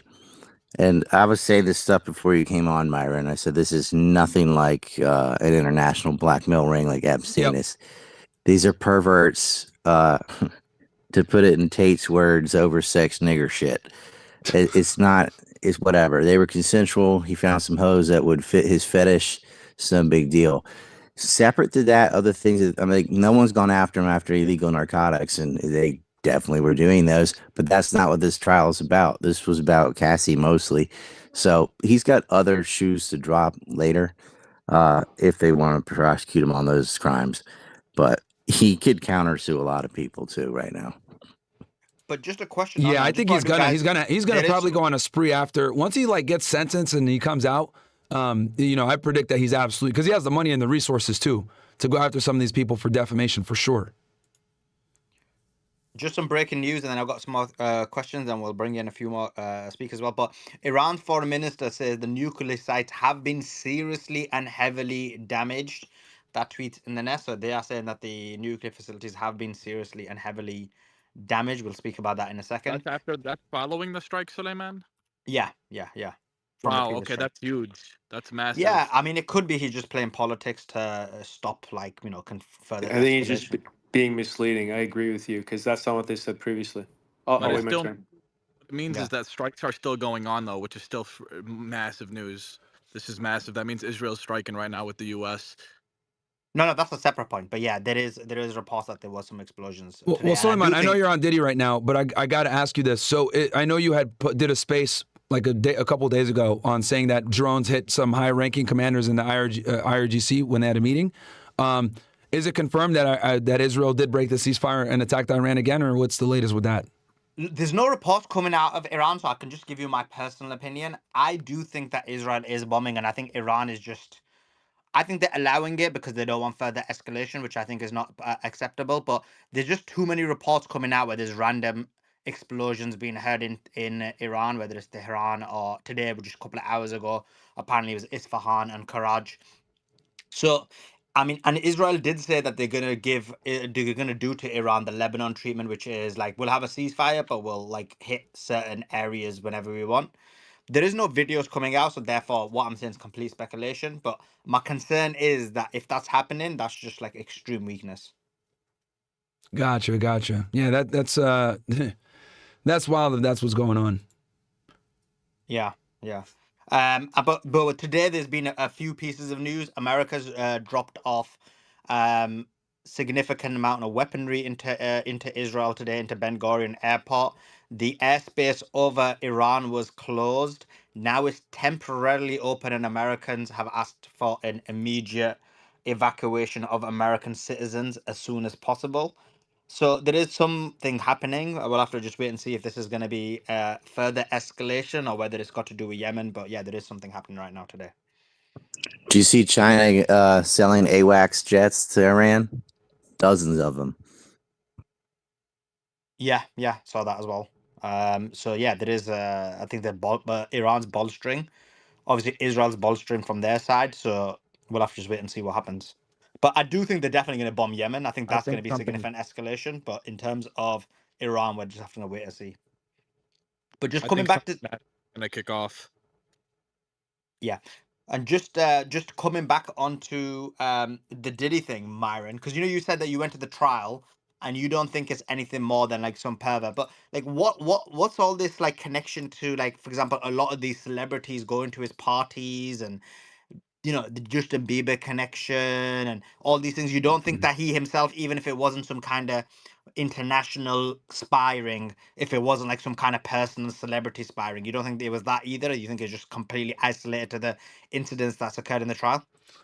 Yeah, no, completely isolated, man. I do, because I know a lot of people would conflate, the Diddy parties with the freak off. So like the parties, right, where he would have these huge extravagant parties where people would come in and party, the white parties, all the other stuff, that has nothing to do with the freak offs. The freak offs were simply him taking his girl Cassie and another woman, Jane, who I think is 50 Cent's baby mama, and basically getting private hotels, having them have sex with escorts, and him watching it. So that's completely different from the parties. Now, when it comes to Bieber, there was some talk about him doing some things with Bieber. Bieber came out and denied it, said that we're not involved in this whatsoever.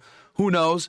But what I will say is, as far as like him trying to do things with artists and use it as blackmail against them, not really, man. Not really. I mean, hell, even Cassie made the accusation, I was scared because, he would share the freak off videos. But the reality is she was the one that provided the evidence to the government. A lot of people don't know this. So there was a bunch of images and video of sexual acts. It was actually Cassie that provided that to the government. It wasn't even Diddy. They didn't find it at any of his houses. So, and she had it stored on a bunch of laptops and tablets and stuff like that. So and I think this is another reason too why the jury didn't convict him of the sex trafficking, is in those videos you can see the consensual sex. Now the public never saw any of this stuff. It was only the jury that saw the images and saw the video. The journalists, the press could not see it. They did not allow it. And this came out like on the second day of trial, where they made the agreement that the journalists would not be able to see it. So I definitely think that also played a role, because it's one thing to have a witness say something. It's another thing for you to see them on video having consensual sex. So I think that absolutely ended up hurting the government down the road, those videos, because it actually came from Cassie, not from him himself. Interesting. Joe, thanks for joining us. I wish you'd come earlier, Joe. You came at the wrong time. We had Liz Crocken on, who massively was defending Trump in terms of his connection to Epstein. I know you previously relayed your own personal experience of seeing Epstein and Trump together. If you want to give that perspective, I wish she was still on here, because she was literally saying like Trump is completely innocent and he's taking out the entire Epstein list right now, and in the next few years you're going to see that entire list being exposed and people being arrested and so on and so forth. But I remember you about a year ago, or maybe longer, recounting your own personal experience of Trump and Epstein and how they were buying girls or whatever. I'm just paraphrasing what I remember. I'm just trying to recall what I remember. But if you want to actually say what you witnessed from a personal experience. I guess you're talking to me, Suleiman, because I came on. I took Joy. a call. It was you. Yeah. It was about your experience with Trump and Epstein. Yeah, I was at the white party too, so I can give you both, and they were both kind of in the same place. Like, wait, you're not in the files, are you, Joy? No, I'm not in the files for sure. Listen, the Hamptons, a lot of stuff happens. I did go to a party. Very famous person who tried to become a singer. His dad owned New Jersey Commerce Bank, owns a castle in the Hamptons, probably the only castle in the Hamptons. And he held this party where me and my friends winded up rescuing a girl who she said she was being sold off, and they were being sold off inside the house. No one was allowed inside the house unless you had like some kind of invite. Trump was there. It was Trump, Epstein, and Sammy Sosa, which used to be like a very famous baseball player. All three of those guys were together, but I didn't see them inside the house. I didn't see them go inside the house. I only saw them outside. So that doesn't mean he's on there or not on there. At the white party, we had a serious involvement there because Jennifer Lopez was basically hitting on a friend of mine, black kid who's used to model, super tall. She called him over to introduce herself. Diddy saw it, comes over, gripped Jennifer up by the wrist and like yanked her as hard as he possibly could to go with him. Makes sense. So yeah, you saw the violence, and then his bodyguards kind of harassed us that night at a club. And then the very next night, we were at a club in Miami called Chaos, where then Diddy comes in and his bodyguards pull a gun on us and told the owners to kick us out, that we followed him there, although we were there before him. And nothing wound up happening because the owners knew us because we were there all the time. But yeah, I mean, the Hamptons is kind of a crazy place. A lot of people with a lot of money, and Diddy anywhere that has a house has a there lot too, of chat. money, He does have a house including there. places like Dubai, for example. Suleiman, you were there, and you see like the women it attracts is women who are looking for guys with a lot of money. Well, the same shit happens in the Hamptons, right? And a lot of people's morals go down the drain. So, you know, what happened with Diddy's trial now, like I honestly don't know, dude. Like it's did they do it and were they coerced, or were they giving up part of their morals in order to get fame? Like, who's to blame here? I don't know. You know what I mean? Yeah. But I saw a lot of crazy shit because I used to summer in the Hamptons for like 5-6 years. So yeah, I didn't know about that story, but I'm talking about the one you mentioned about Trump and Epstein. You mentioned it about a year ago on Spaces about how your own personal experience was, and you saw, I don't know what it was. I can't remember the full story about. Yeah, but you had a lot of like Angelica Bridges. I don't know if a lot of people know who that is, but when Pamela Anderson left Baywatch, she was supposed to be like the new Pamela Anderson.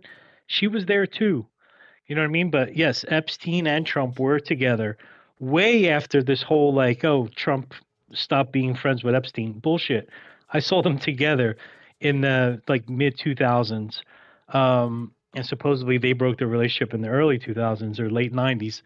Well, they were still But not partying. just that. What was that story you told? I mean, Yeah, you the tried girls to were being implicate. You auctioned. tried to implicate Trump, like in terms of some kind of buying girls. No. What I said was he was at a place where people were auctioning off girls, auctioning off women in the Hamptons, and he was there with Epstein. So what I was saying was I was implicating the fact that they still hang out because I saw it with my own eyes. I wasn't implicating he went in and bid on girls. I wasn't inside, so I didn't see it. What year was this? Probably like 2004, 2005, somewhere around there. Maybe that's 2003. well after. That's well after he said he cut off ties. Yeah, exactly. It was well after he said he cut off ties. Interesting. Just for the audience, because I remember you telling the story, but I thought the way I remember it was much worse than what you've described now. But I guess I'm glad you've clarified it, and it isn't as bad as I remember it. But then you are trying to basically say that look, they were still friends, and this whole breakup probably isn't as real as is being claimed. So that makes sense. Appreciate that, Joe. And guys, if you've got any information, I know we've got this Epstein victim who's going to come back. I think she had some kind of internet issues, so we'll get her back up. Truth, what's your thoughts on this? You mentioned that you had some thoughts on the Epstein thing. Yeah, well, 2 points. Well, one on Diddy, one on Epstein too. And that said, look, there's clearly All right, guys, I'm gonna leave here in a little bit. community within the music industry. Clive Davis is prominent among them. He's an admitted homosexual who slept with many of the artists and subjects them to humiliation ritual as well. You've got the likes of Lehor Cohen. I mean, you already recognize the last names. You can tell which tribe they all belong to. You know, the Scooter Braun's, for instance, who actually managed Justin Bieber himself. And it was actually Usher that pimped out Justin Bieber to Diddy for 48 hours at his house when he was, 14, 15 years old. What do you think went on there for over 2 nights? And the kid just gradually kind of changed after he got raped. So, and it was Candace Owens, by the way, who also alleges that Diddy did rape Justin Bieber when he was a kid. So that's an actual case. As far as Trump, I mean, I can go on and on about that in terms of the music industry executives who run it and serve as the gatekeeper and will subject any one of these aspiring artists, irrespective of their talent, to a humiliation ritual to ensure that, well, for one, they never talk badly about the Jews or Israel or rabbis or anyone like that. And Jerry Heller's another one, by the way. He managed, NWA Eazy-E for a while, too. It was the same deal. They went after Ice Cube after he made a comment about the Jews. So they don't mess around. Now, with respect to Trump, I don't know if you guys have covered the Katie Johnson case. She was 13 years old when she claimed she was sexually assaulted by Trump at an Epstein party, and she filed the accusations in 2016.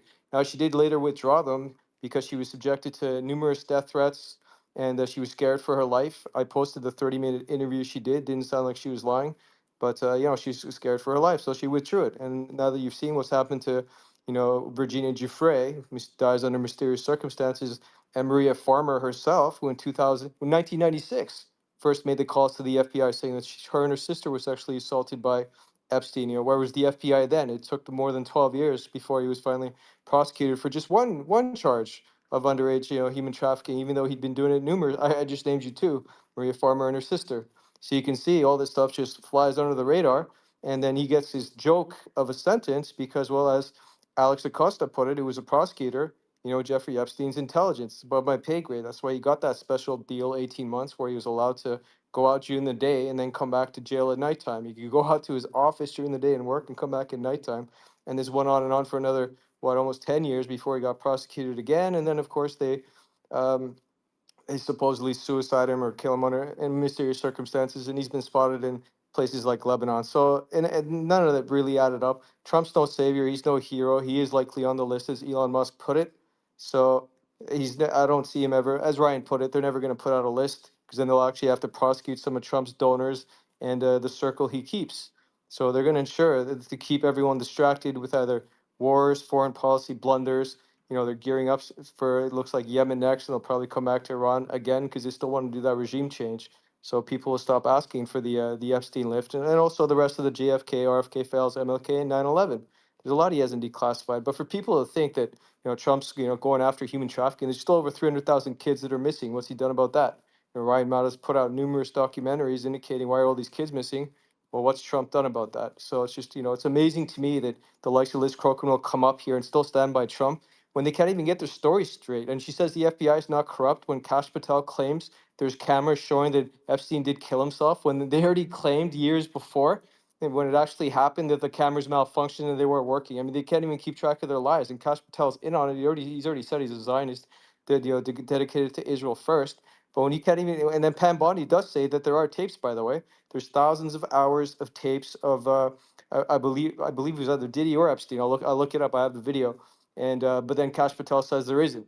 So I mean, Kash Patel's a pathological liar. He's part of the corruption of the FBI. Trump hasn't changed anything. He's going to continue to be a cover-up artist while he continues to make blunders for foreign policy.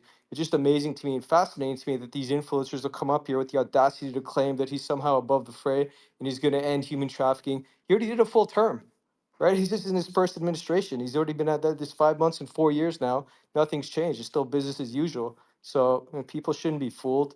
But again, you have his mega-tard followers that will continue to stand by him unconditionally and believe that this Project Cure, whatever it is for real. It's not. It's a fraud. Just like Trump he has been his whole life since '89, when he was first owned by the Rothschilds. When it was Wilbur Ross who came out and bought out his $700+ million, restructured his $700+ million of debt that it was issued at 14.5% through those junk bonds.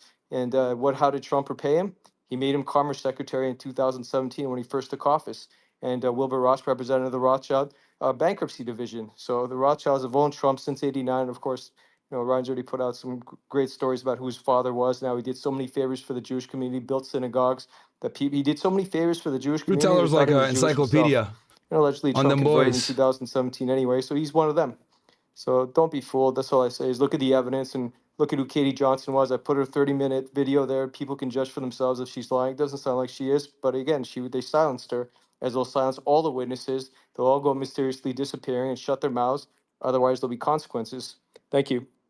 Appreciate that, Truth. And guys, do me a favor, go to my profile, hit the follow and hit the notifications, because we would, like, for example, we do these spaces regularly between 4 p.m. Eastern to 6 p.m. Eastern every single day. But if there's any breaking news, which likely there will be tomorrow, I mean, something could kick off between Iran and Israel based on the news we're getting. Something could kick off between Israel and Yemen. There could be a Gaza ceasefire tomorrow. We got the big, beautiful bill that may or may not go through tomorrow. So there's a lot of huge news. So if you put your notifications on, because we will start the space immediately as soon as. All right. So, okay, let's I'm gonna read some chats and we're gonna get into the next topic. Okay, we got here Can you explain how Diddy is charged for Cassie calling and paying the escorts? Yeah, you're right, bro. It's weird. But yeah, she probably got a proffer. And she's a witness, so she didn't get charged. This bitch looks familiar. Jay Hardy sends me a status link. I guess might not pull it up on screen, but let me see what this is. Because you guys be sending me wild shit sometimes, bro. So I got to double check, make sure it's not some weirdo stuff. Let's see. Diddy supporters acting full outside the courthouse. Bro. Oh, yeah, that stupid chick that was... Oh, yeah, nah, bro, I'm good. I don't even want to see this, man. Nigga, why are you sending me that? Okay.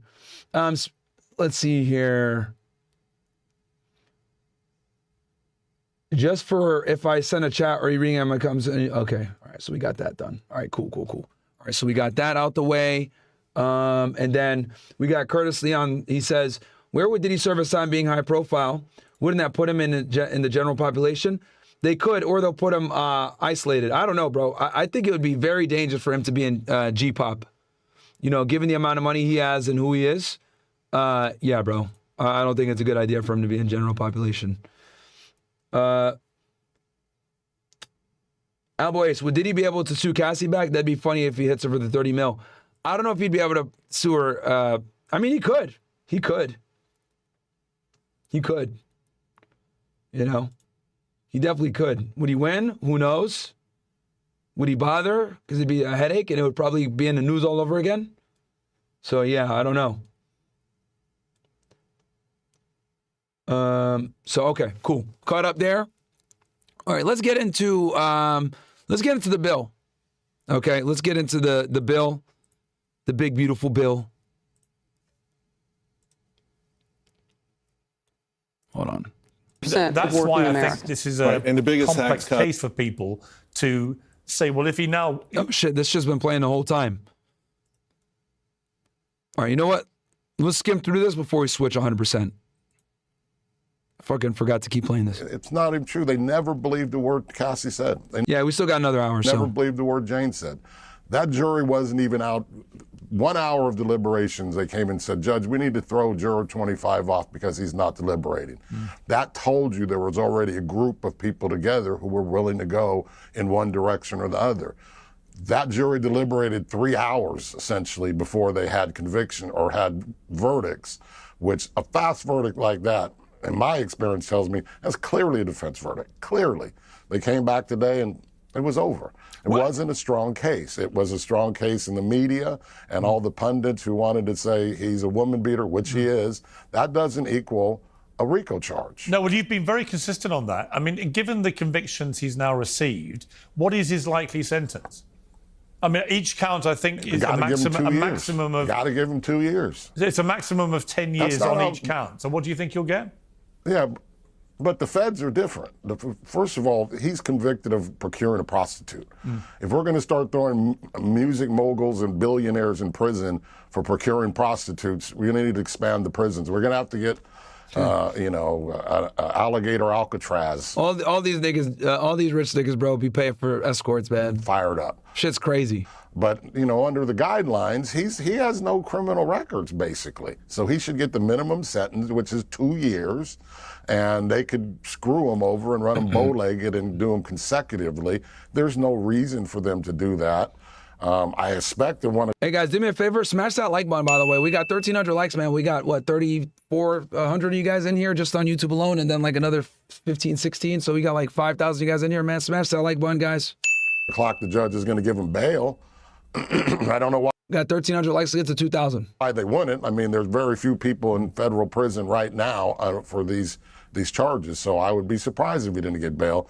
And he should get the minimum because that's what... Well, we know this was recorded before he got before the bail info came out. Cassie, that's not relevant. No, it's irrelevant. But let me ask you this, on a technical point. Can the time that he served in prison then be removed? Say he gets 2 years to run concurrently on both counts. So he serves 2 years. Would they remove time served, or is that irrelevant? All right, so all three of these people are lawyers. The judge can do whatever the judge wants to, but he gets his credit In feds, it's day for day, so he gets $1 for every dollar he put in. So he's 7 months into this already. So if they run him concurrently, he's looking at, you know, probably a 20-month guideline, and you knock off 7, and, you know, there's very real chance that he's not ever going to see a federal prison. That's if it doesn't get, if the president doesn't do something with it, because this is the kind of thing that you can see someone granting a pardon on. I mean, it's yeah, no, he's not going to grant a pardon on this shit. Number one, it's not it's not worth it. And guys, pardons are very frowned upon. Pardoning people is always frowned upon. Obviously, you got some exceptional cases, like, for example, when Trump pardoned the January 6ers when he came in. That's a bit different. But pardons in general, presidents always pardon at the end of their term because it's so frowned upon. It's the White Slave Trade Act. That's real difficult to sentence somebody on the White Slave Trade Act in 2025, just from, you know, a practical standpoint. Okay. The government failed miserably. Yeah, well, they clearly have. Ariel Mitchell-Kidd, you represent another of women. I disagree with that. Against Sean. They didn't fail. They got the conviction. That's a W for them when they cover their stats. Still a W for them to get a conviction. Combs, what is your reaction to this verdict? Well, bruh, if you hire that chick as a lawyer, you're cooked, nigga. I think it's important that we discuss the lack of diversity that was on the prosecution team. That was probably my most concern when I faced them, when I had a hearing for a motion to quash during the grand jury testimony. I was very concerned when I was looking across from me at 6 white women and them not being... Bro, what does that have to do with anything, bro? What the fuck, man? Bro, why do black people always got to make this shit about race, man? What the fuck, man? Being able to grasp just exactly how to convey. Some dumbass in the chat said, Fat L. Myron, they lost. Nigga, you're a dumbass. How the fuck are you going to tell me they lost when I know how the AUSA's office keeps their records? As long as they get a conviction, it's a W, retard. Holy shit, you're stupid. It's amazing to me how some niggas in the chat, armchair fucking...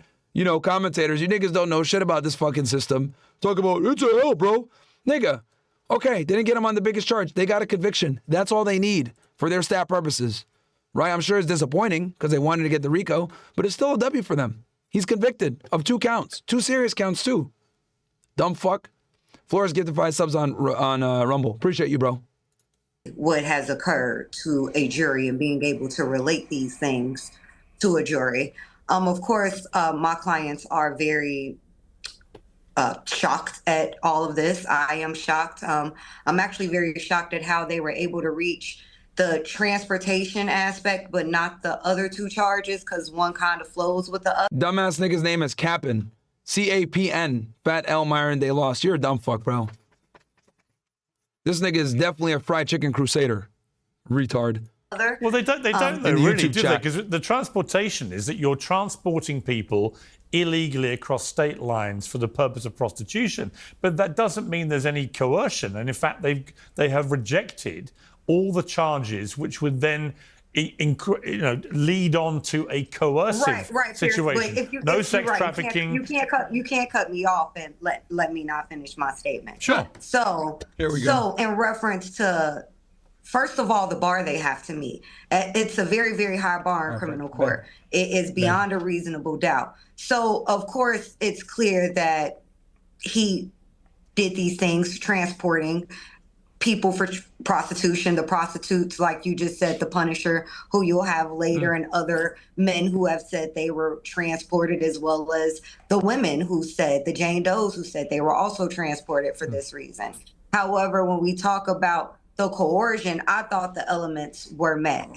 If you are asking me where I think the prosecution fell short, was I think taking 6 weeks to put on their case was a mistake. It was overkill. I think had they shortened and streamlined their case, maybe in a 3-4 week at max point, they would have been successful. And when you say the prosecution team wasn't diverse enough, what exactly do you mean? Yeah, this shit ghetto as fuck, bro. How'd she become a lawyer, nigga? What are you saying? There were 6 white women, so there was not any other voice. Yo, could you imagine, guys, if it was if like some white chick got on and said, yeah, it was 6 black women, bro, they would be cooked. Other than a white woman's voice being heard. Nigga. There was not a Get this bitch out of here, bro. man's voice, a man's perspective of any race, let alone any other race, especially a Black voice, considering just how, I don't even know what the word, impactful is not even a good enough word to describe Diddy's, I want to say impacts, but that, again, that's not even a good enough word. His chokehold, I'll call it, on the Black community. So when I look at, like, for example, R. Kelly, who, in my opinion, didn't do half as much or a quarter as much as Diddy did, for him to be in jail for 25 years and Diddy to essentially be getting possibly 10 to 20 years, 10 years max on each count, I don't understand it. Tax day has passed, but for millions of Americans, that's where the trouble begins. Everything. Diddy just sat in the corner watching them. But let's be for real. Cassie didn't have her own money. So if that was the case, why did her parents need to take out a loan to pay Diddy for that $20,000? Right, but my question is so whether...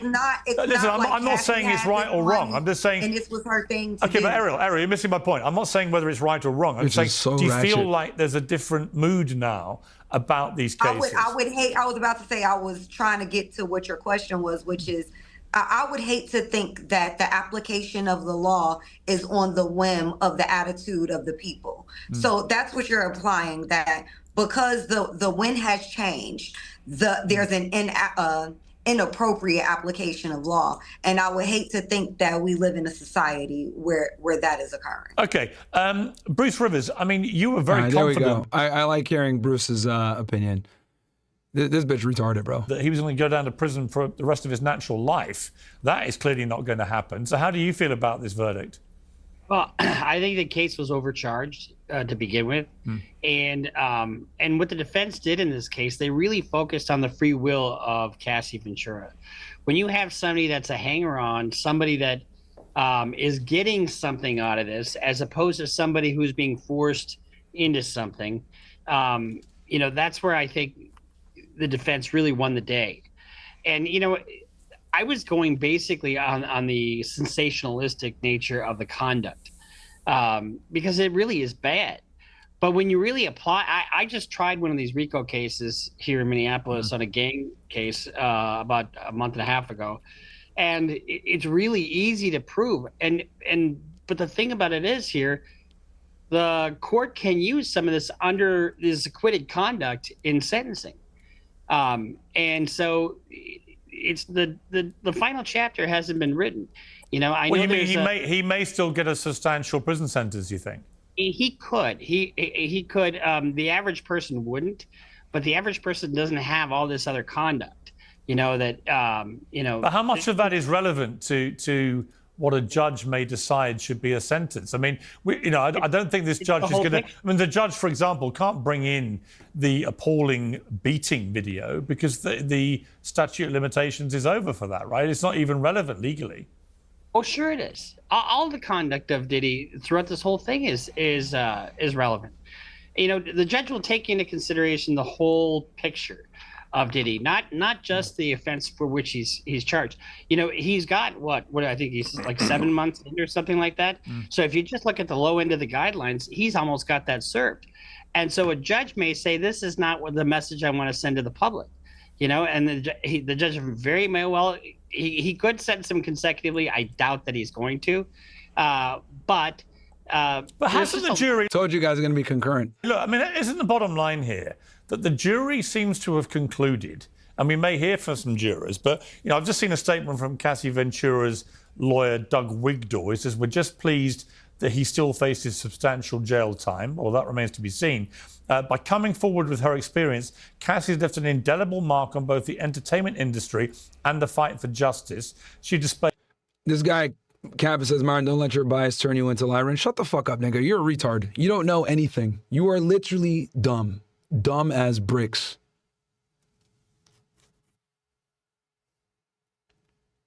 The prosecution still got a conviction, dumb fuck, on 2 counts. 2 serious counts. That's still a W for them in the AUSA column. You don't know how prosecutors evaluate their stuff. They're going to go into their database and put in, we still got a conviction, 2 of them.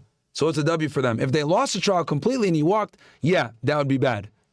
But the fact that they got a conviction on 2 counts is still a big deal. You dumb retard. Paid unquestionable Holy strength shit. and brought attention to the Niggas are realities of retarded that watch powerful the men show in our sometimes. orbit. And it's always the YouTube chat. Some of the dumbest niggas be watching on YouTube, bro. Holy shit, man. Conduct that's persisted for decades without repercussion. I'm not sure she has established that in terms of the eyes of the jury. You know what you should do, bro? Change your name from Cap'n, C-A-P-N, to Cap'n Retard. That's what you are. You are literally the captain of the retards. You know, I share. Listen, hang on. I share the general view that video of Diddy beating her up in the hotel corridor was disgusting. He's clearly an appalling woman beater. However, that's not what he was charged with. And in terms of the charges, it just seems to me they didn't establish that any of this was non-consensual. There's some truth to that, but they could have decided the RICO on the fact that there wasn't an enterprise. I mean, they could have we don't know why they acquitted on the RICO. On the sex trafficking, you know, it has to be forced fraud or coercion, but they could have acquitted on something else. It's pretty, and I think one of the things, like you said, Piers, is that they really focused on the free will, and they had plenty of evidence to back that up. You know, all the text messages saying, I can't wait for the freak off, you know? Right. I mean, but I found, listen, as somebody, you know, who's just looking at it with a journalist eye, I found that pretty persuasive for the defense. You know, and again, I think it comes back. I mean, I'll bring Matthew back in here. The reason I mentioned the changing mood really about these kind of stories is that I think that people have become a little bit more cynical about cases where women have stayed in touch with the alleged abuser in a very loving and apparently very consensual way for a long period after the abuse is said to have happened. And then you add in the fact that there was a big settlement and Cassie took all that money and so on and so on. You know, I think when you put it all together, a lot of people may feel differently now than they would have done, you know, in 2019, 2020. Now, first of all, R. Kelly got convicted because he was screwing kids. That's the big difference. To equate R. Kelly with Puff, it's wrong and it's silly and it's nonsensical. R. Kelly was guilty of screwing around with kids. No time 50 years ago or 50 years from now will that be okay. This was a bad case. You know, no one believed Cassie. Here's all you need to know. Every single count in which the credibility of the alleged victims was put into question, the jury came back 36 times and said not guilty. Every single case, every single charge that had anything to do with Cassie or with Jane, the jury absolutely did not believe them, found them to not be credible, even to the extent to convict someone who's on a video beating the living snot out of the woman. That tells you all you need to know about the case. The media and people, lawyers, plaintiffs' lawyers who wanted to sue him said, oh, she's so convincing. It's hard to feel sorry for a woman who's instructing a sex worker on how to urinate in their mouth and telling her how to do it. And the Punisher, who I think is just an absolute star, explained this in to such a point of view, I threw my hands up because I literally go, I don't know, you can't have better testimony than that, other than when Jane said she thought that P. Diddy was a cuckold. And if the prosecution, if they didn't think they had to do it, the defense didn't think they had to do it, they could have called, you know, any head of the human sexuality department and said, tell us about the swingers lifestyle, tell us about water games, tell us about this, put on the videos. That's clearly what it was. We don't have to guess because the jury has told us they believed what the defense team put out there. And Tenny Garagos from the very beginning set the stage for this, the tenor. This is all consensual, it's nothing coerced, and the jury believed every single word of it. Yeah. The 2 convictions are just based upon plane tickets and receipts. That's all. It literally didn't need any testimony from any of the 2 alleged victims, and I don't know why we're calling them, well, other than the videotape. In this case, they were found not to be victims. They were found to be incredible witnesses, and the evidence from their own mouths and their own fingertips and their own text messages proved that they shouldn't be believed, and the jury obliged them and didn't believe a word they said. Yes, true. Ariel, in terms of I don't want to hear her talk again. All right, let me read some chats here. Oh, that's your girl says, what's the top 3 ab exercises you recommend? Bro, there's a bunch. Plank, one thing that crunches you forward, then one thing raises your legs up or lower, and then you hit the whole core pretty much. Like, so if you do a plank, nice static hold, then you do a leg raise, then you do a crunch. That way you hit work the lower abs anytime you bring your legs towards you.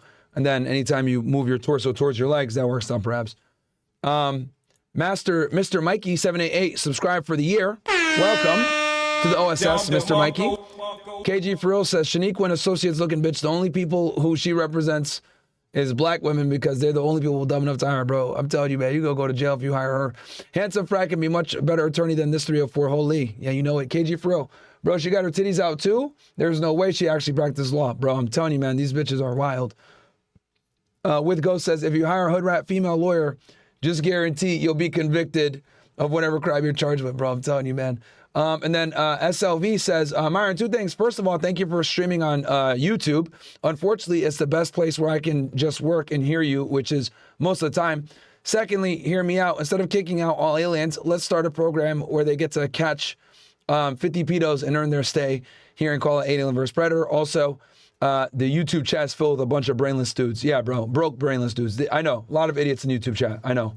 And he's a member of OSS. Again, guys, I stream on YouTube because honestly, a lot of y'all I know prefer YouTube because it's easier to watch on. Maybe you got YouTube Premium. You can watch me as your what's it called? Doing whatever you're doing. So I know for a lot of you guys it's better. So it's fine. Even though I hate YouTube, I understand that a lot of you guys prefer to use it because the UI easy, etc. So yeah, no problem. But I appreciate you guys that join the OSS and support regardless. It's cheap, man. $4 for the first month, $10 after that. You can kind of just subscribe and forget it. So I really appreciate that because that allows me to keep making the content. Because as you guys know, these fucking losers demonetize me for no reason. Pay attention to the Tsar. Russia's about to rock the fuck out of Europe real soon. King Jong-un getting North Korea ready for some shit. If the Persians get hit again, the Tsar takes the gloves off and it will be a game changer. I don't know about that, bro. I don't know about that, nigga. Okay. Okay, let's get into... We're going to talk about our boy Jeff Bezos now. Actually, you know what? We do got... Since you mentioned Iran, let's read... We'll get into Jeff Bezos after. Give me 1 sec, guys. I'm going to just get water real quick.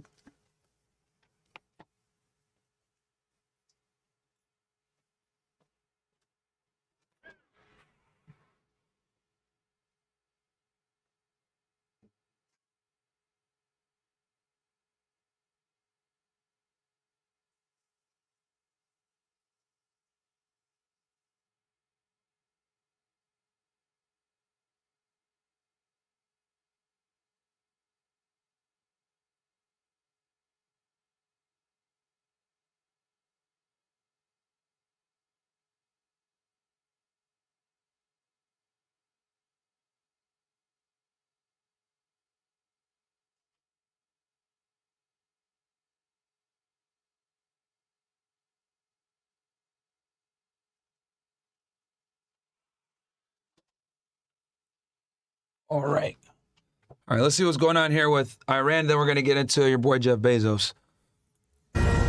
Our assessment of the battle damage around Fordo, Nantes, and Isfahan remains unchanged. I mean, we believe, and certainly all of the intelligence that we've seen have led us to believe that those facilities especially have been completely obliterated. We have degraded their program by 1 to 2 years. That from the Pentagon moments ago, Iran admitting that U.S. strikes seriously damaged its nuclear facilities and is now refusing to cooperate with the UN's nuclear watchdog. The chief foreign correspondent. Yeah, and the reason why is because what's the point? They're going to keep trying to destroy them, and they know that they need a nuclear bomb at this point to keep the United States and Israel off their back. Trey Yinks is live for us in Tel Aviv with more. Trey. Trace, good afternoon. Today, Iranian President Masoud Pezeshkian signed a law that was passed last week by the Iranian parliament suspending Iran's participation in the IAEA. Now, the move was done with the UN nuclear watchdog stipulating that any future work with the agency would have to be approved by Tehran's Supreme National Security Council. The decision by Iranian politicians came after both Israel and the United States bombed Iran's 3 key nuclear facilities. The law to suspend cooperation with the International Atomic Energy Agency was issued for enforcement. The president announced the law to government bodies for enforcement. The IAEA responded to the news saying they are aware of the reports and are awaiting official information from the Iranian government. Yeah, they're never going to let them back in. During Martha's interview with the IAEA Director General Rafael Grossi, the director discussed the amount of damage caused to Iran's nuclear facilities amid questions about if and when the program could be rebuilt. I could agree in the sense that what we see is a very important degree of damage. In the three facilities, Natanz, which was the first to be hit and sustained very, very serious damage in one of the important centrifuge halls where enrichment was being carried out. The current ceasefire between Israel and Iran is holding for now, but analysts say Israel could strike again if it believes Iran is advancing its nuclear. It will 100% hit them again. Guys, by the way, we only got 1,500 likes, but we got what? 3,500 you guys in here, man. Smash the like button, guys. Let's get to 2,000. I don't want to hold the show hostage. So smash that like button if you're watching on YouTube. Okay, you don't have to, if you don't have the money to join OSS, no problem. The only thing I ask is you like the video so it can get pushed in the algorithm and more people can find this stuff. Clear program. Trace? Yeah. It's amazing. And have they given any kind of timeline to that at all, Trey, when they say they could take some action on their own, Israel?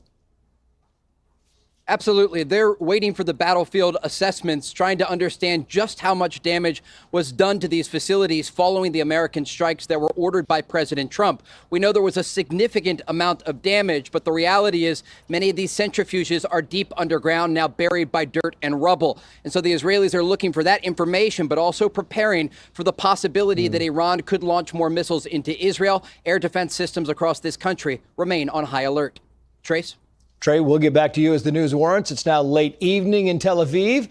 Trey Yanks live for us on the ground. Hey, everyone. I'm Emily All right. So, still trying to sell. Bro, I told you guys already, I did a whole explanation on this, but our intervention with Iran was a big fucking L, completely unnecessary, and we ended up putting ourselves in a stupid position for Israel. So, I would say Iran won this conflict, and the reason why they won is because the regime is still there and they can rebuild their nuclear program. So the fact that they still exist and they survived the blows while simultaneously being united, we basically just gave an endorsement to the Ayatollah. If you're going to go ahead and hit them like that, you got to destroy everything. And since we didn't decapitate the regime, they look at it as a big W for them. So that's not good. Definitely not good at all. Okay. So let's go ahead and we're going to do Fresh and Fit, guys, in about, what time are we starting this thing? I think 8:30? What time are we starting? 8:15 is what it said. Okay. All right, let's talk about Jeff Bezos, guys, and I'm going to end the show a little bit early because I want to go get a workout in before we do Fresh and Fit. And then also I'm working, guys, to get you guys to definitely get you guys that 20 verse 1. I think that'd be good if we did a 20 verse 1 in the studio. We don't need fucking, we don't need Jubilee, bro. Fuck them niggas. So. All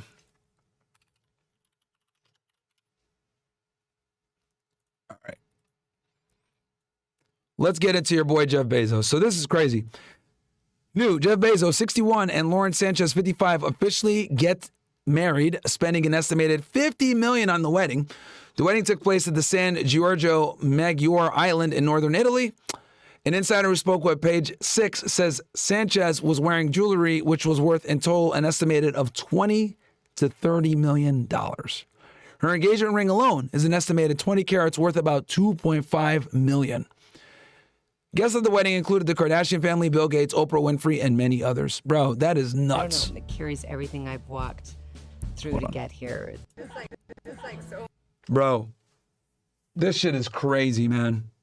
Absolutely nuts. Emotional. It's really emotional. I want to be a mess, but in the best possible way. Yeah. And let's talk about the dress. It just feels like, I don't know, it carries everything I've walked through to get here. It's elegant, it's timeless, it's soft. Domenico really captured something that feels like where I am right in this moment, right now. I can't talk about the wedding without talking about my family and the kids. I mean, I just want the whole thing to feel full of love. That's really what this is about.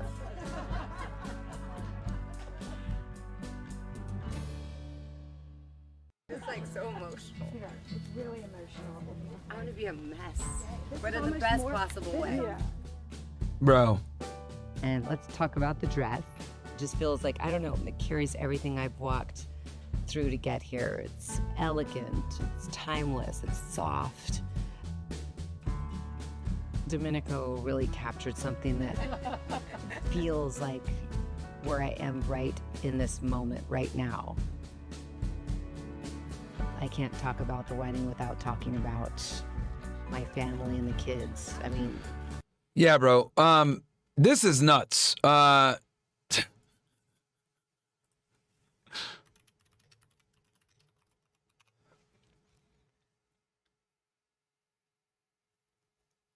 on one sec.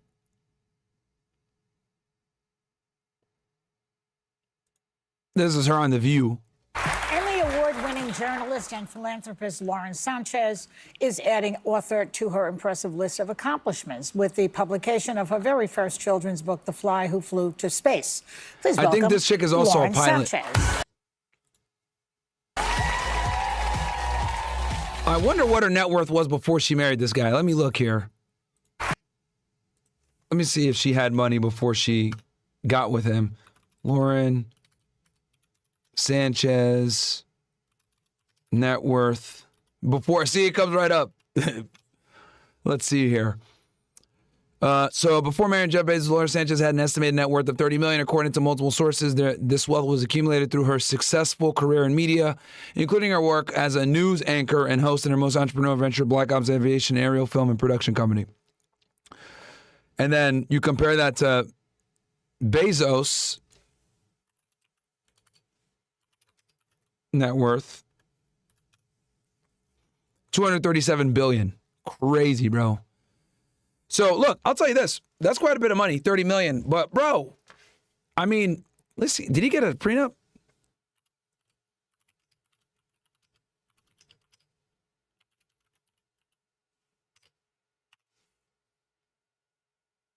Okay, good. So yes, Jeff Bezos and Lauren Sanchez reportedly have a prenuptial agreement. Reports indicates that the couple finalized a prenuptial agreement before their recent wedding, with some sources calling it a watertight or ironclad agreement. News outlets reported that the agreement is designed to protect. Estimated at $200 billion in case of divorce. Yeah. So Bezos' previous divorce with Mackenzie Scott, which resulted in her receiving a large portion of his Amazon stock, likely influenced his decision. Oh, bro, I did not know that. His last wife got some fucking Amazon stock. And then, let's see here, Complex Financial Holdings. Okay, that makes sense. The agreement would likely distinguish between assets owned before the marriage and those acquired during the marriage, as well as define joint property. Alimony prenup may include provisions regarding blah, blah, blah, philanthropic efforts. The agreement may include provisions to protect. Okay. Okay, so that's good. All right, this isn't as bad then. This isn't as bad. So what it really comes down to is he just wanted to marry, I don't, bro, this chick is old, bro. Like 55 and like, nigga, you could have got a way better bitch.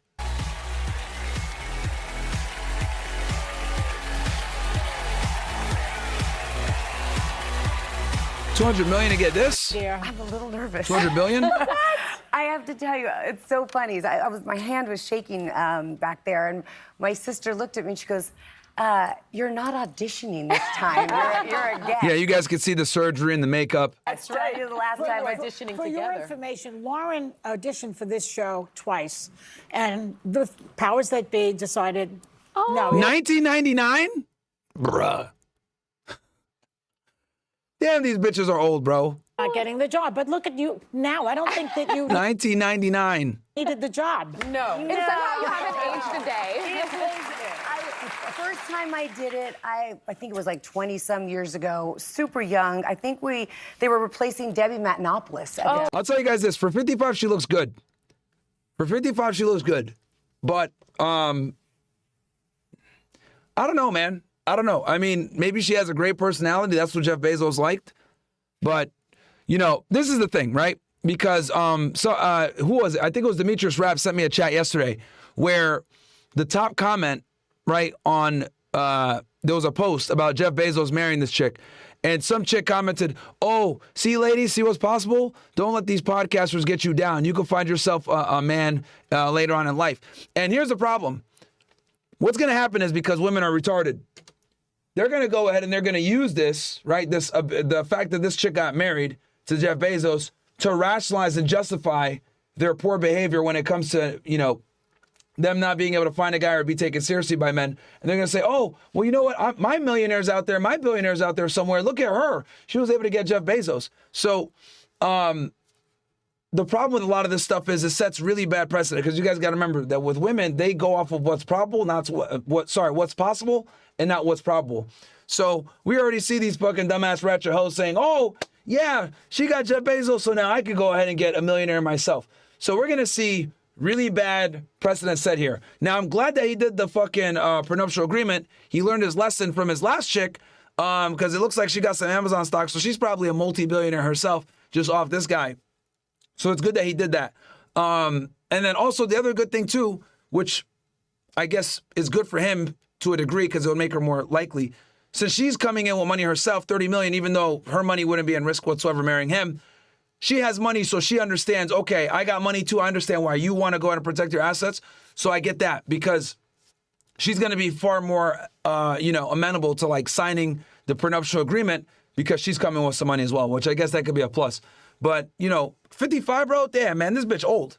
Like, goddamn, man. And I look at it like, yo, you're worth $200 billion. You could have definitely got yourself a younger, more hotter girl, and still got the prenuptial agreement. So we'll see. I mean, obviously, we don't know what the relationship is like. I don't know if he can still have other chicks or whatever. I hope so. I hope he's not monogamous, this fucking old hag. But we'll see what happens. We'll definitely see what happens. Time, and I auditioned. It was so much fun. Yeah. And one time, I actually saw the clip. I couldn't. And this is 9 months before the marriage, by the way. Believe it. They pulled my hair back. They made me dress a little more conservative. So she came to promote her book. And after the show, Barbara Walters pulled me aside, and she goes, "What are you doing?"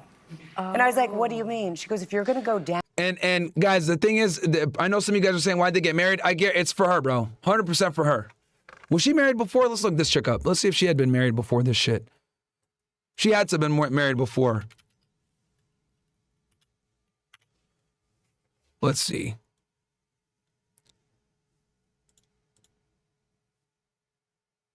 Okay, so she had another guy from 2005 to 2019. He's an American businessman and is CEO for Endeavor, an entertainment and media agency. He joined Endeavor Talent Agency as a partner in 2001. Bro, how much y'all niggas want to bet she got her money probably from this nigga too? Okay, worked Intertalent.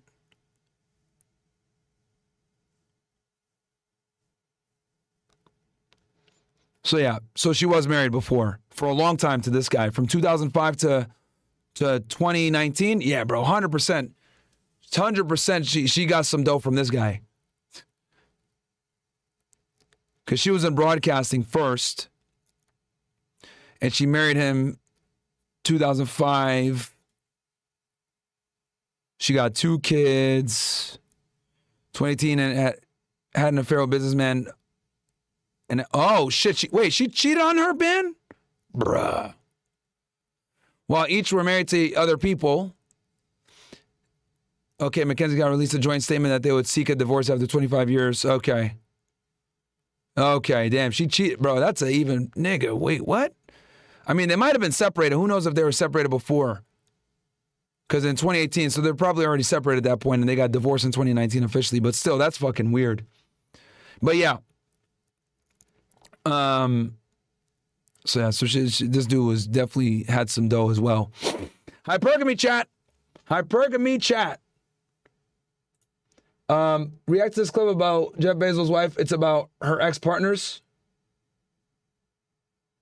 All right, I'll take a look at it. Let me see here, because it's on topic. Let me pull it up real fast. Never gonna cover the big, beautiful bill, niggas. All right. Oh shit, these are all her guys? Niggas got pulled out the files. Jeff could have paid for anything and he chose this. 96 to 2000.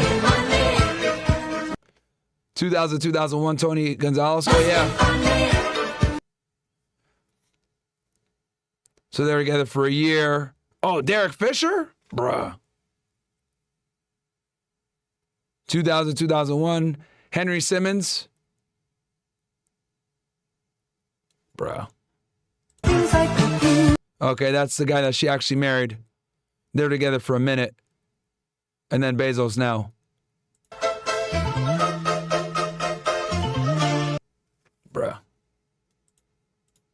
It's a rich man's world. Yep. Yep, that's sounds about right, bro. Sounds about right. Sounds about right.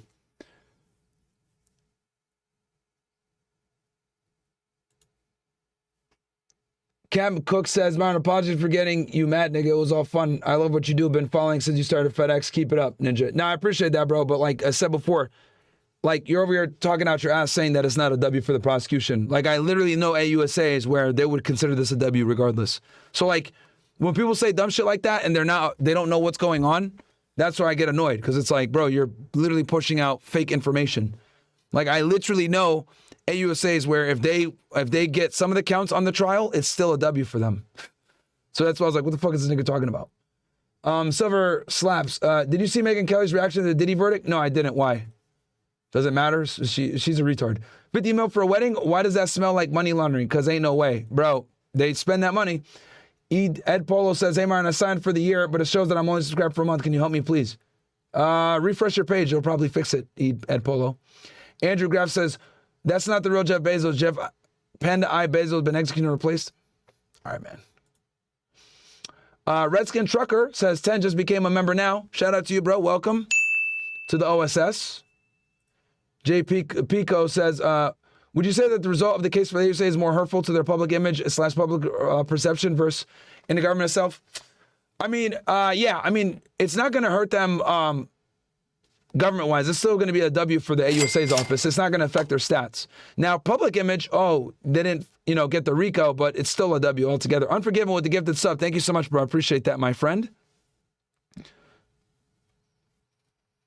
If you hire a hood rat, female lawyer, just guarantee. Okay, cool. But yeah, Cam Cook, I'm not mad at you, bro. It's fine. All good.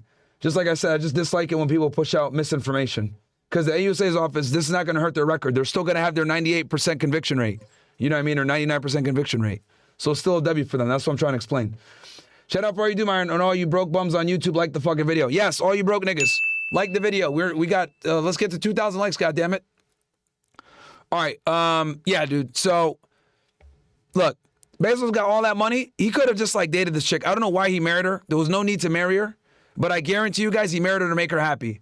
Because again, like I've said before, guys, women like to fucking get the emotional high of having a wedding. Okay, you guys can see she did a whole video and shit like that from her wedding, right? In this video right here that you guys can see. I just want in this moment. It's all for her, bro. Weddings are for women. Feels like that's why I tell you guys, women want to get married, but they don't want to be wives. Where I am right in this moment, right now. I can't talk about the wedding without talking about my family and the kids. Notice how she didn't talk about Jeff not one time. I mean, talking about herself. Welcome, punch! Cooked. I just want the whole thing to feel full of love. That's really what this is about. If it's about love, why'd y'all drop that much money on a fucking wedding, bro? I'm telling you, man. I guarantee you, she wanted the marriage. She wanted to make a big deal. And that's what happened. All right, let's get into the big, beautiful bill. Maybe let me duplicate this real quick. Let's see if there's some new. We are in this. I think I'm supposed to go back. It did pass the Senate yesterday, though, which is huge. Let's see what the latest is with it.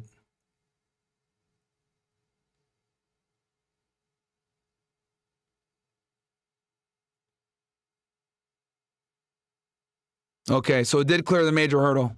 Working to pass the big, beautiful bill ahead of President Trump's 4th of July deadline. Can they do it? Because the Senate made changes to it, and some of the House say this is not okay with us. Peter Ducey is live at the White House with the latest. Hey, Peter. Good morning, and we'll see, but the big, beautiful bill did clear another procedural hurdle on its way here to President Trump's desk overnight. The House Rules Committee passed its rule, which basically means the thing that passed the Senate is now good to go on the House floor for a vote as soon as today, something that does work with President Trump's preferred Friday, July 4th deadline. We had a big day today. The bill passed, and I think it's going to do very well in the House. We'll see how that works out, but What the fuck? Why does he sound so weird? looks like it's ahead of schedule. So what happens? That's got to be an audio issue for them. Happy about it? But 2 Republicans voted against the bill in the Rules Committee, which is tiny, and Republicans can only lose 3 total votes in the full House, which is huge. President Trump doesn't have anything public on the schedule today, so we would expect him to be working the phones, trying to feel out Republican holdouts to get this enormous package across the finish line. Regardless of what happens, though, expect to see President Trump starting the countdown to America's 250th birthday tomorrow in Des Moines, Iowa, and then he's going to be back here at the White House on Friday. There are various reports that the pilots who flew in and out of Iran to bomb nuclear facilities are going to be in attendance. We know for sure that there will be a flyover of F-22s, B-2s, and F-35s. Those are the same planes that the guys at the Fordo nuclear facility looked up and saw. All right, so, okay, so let's go ahead and cover what the big beautiful bill is actually going to do. And as you guys know, Elon Musk is not happy about this shit. Elon Musk has been pissed as fuck, and this thing just got passed. So hikes rather would be for the lower household income. So and also JD Vance came in and gave the tie-breaking vote. By the way, the you can see him right here. Aspect of this, right? We want to. There is any audio that we can take in. Okay. So whenever it's deadlocked like that, guys, the vice president comes in and gives the tie-breaking vote. Let's fast forward this bitch a little bit. Close enough as Chip Roy, representative from Texas, was laying out that if they would promise to give Lisa Murkowski the money that she wanted, I mean, could Democrats have tanked this in any way? I'm baffled because we're at a tie, so clearly it was close. They didn't need Democrats to tank this. They did. The Republicans did it Yeah, a lot of Republicans didn't like it. I know Thomas Massey did not like it. all on their own because he doesn't like the spending. They thought the more comfortable margin would be in the Senate because, you know, mathematically, in terms of the ratio of Republican votes, you have more of them in the Senate, and they lost 3 of them. So it's even tighter in the House. So how you go back with this to the House and come up with a compromise, because, you know, these are some pretty big issues. This is still a pretty big gulf that they have to tightrope in order to pass this bill and have it signed. Well, and the other reason, Jerry, that they thought it might do better or easier, might be an easier road in the Senate, was because the Senate had promised all the spending cuts and all those things. But much of that, not much, but some of that got shaved to the point where Congressman Roy is talking about maybe they're not all comfortable. And then this is them live right now, chat. Literally, they're discussing it. No sound, though. So, looks like it's going to get through, though. So, okay, you guys are probably wondering, what the fuck is this bill? Trump's one big, beautiful bill just passed the Senate after a marathon 27-hour session. Now, you might be wondering, what does that actually... And that's one of the bigger hurdles, getting through the Senate. ...actually mean for me? Is it good? Bad? Complicated? Well, it's a little of everything. And what I'll share later might surprise you, especially if you're a senior on Medicaid, have kids, or work in a job that relies on tips. So yeah, stay with me, because understanding what's in this bill could make a real difference for how you plan the rest of this year, and maybe even the next decade. Before we jump in, let me know in the comments. All right, one justice gave an update real quick. He said 635 members in the OSS Discord. Let's go, baby. Let's go. Guys, Discord is completely for free, so join the Discord. You guys want to meet members of OSS? It is completely for free. It's in the chat. Jump in there, guys. The OSS Discord is free. What part of this bill worries you most? Is it healthcare? Taxes? Just tell me what's on your mind. And if this kind of straight talk financial breakdown is helpful, go ahead and hit that subscribe button so you don't miss the next one. Okay, so here's what just happened. The Senate passed President Trump's massive tax and spending bill, his flagship legislation of this term. It's being called one big, beautiful bill. Guys, we're still at 1,800 likes, man. Come on, bro. Why do we got 50% engagement with 3,600 of you guys in here? Smash that like button, chat. Smash the like button. Okay? Let's get to 2,000 likes. I don't want to have to hold the show hostage, goddammit. But I will if I have to. Smash that like button. Speedy says, is it true that Israel's lacing flour in Gaza with opioids? I did hear about that. Texas Southlaw says, just went to JTube real quick and like to help brother. OSS bros do the same. That's over 200 right there. Also sent you a DM on XSal. Thank you, Texas Outlaw, so much. I appreciate that, bro. Thank you so much for going and liking the video real quick for me. We're at 1925, 74 my likes, guys. Let's get to 2,000, bro. Like, oops, excuse me, Captain Cook. Yeah, they still got the conviction. You're right. So it's a W for them. We really appreciate your inside knowledge. All my news I get from you. Start the stream when I start work till you finish. All right, I appreciate that, Captain Cook, even though I was roasting you. But yes, bro. Again, you can make the argument. See, look, Captain Cook, you can make the argument that publicly it's a bad look. Fair. I could. Then we can have a discussion if you want to go from a publicity standpoint. But when it comes to like how the AUSA's office and the government's going to look at it, it's going to be a W in their column. Because remember, the thing they care about the most is having that high conviction rate. The feds have like a 98, 99% conviction rate.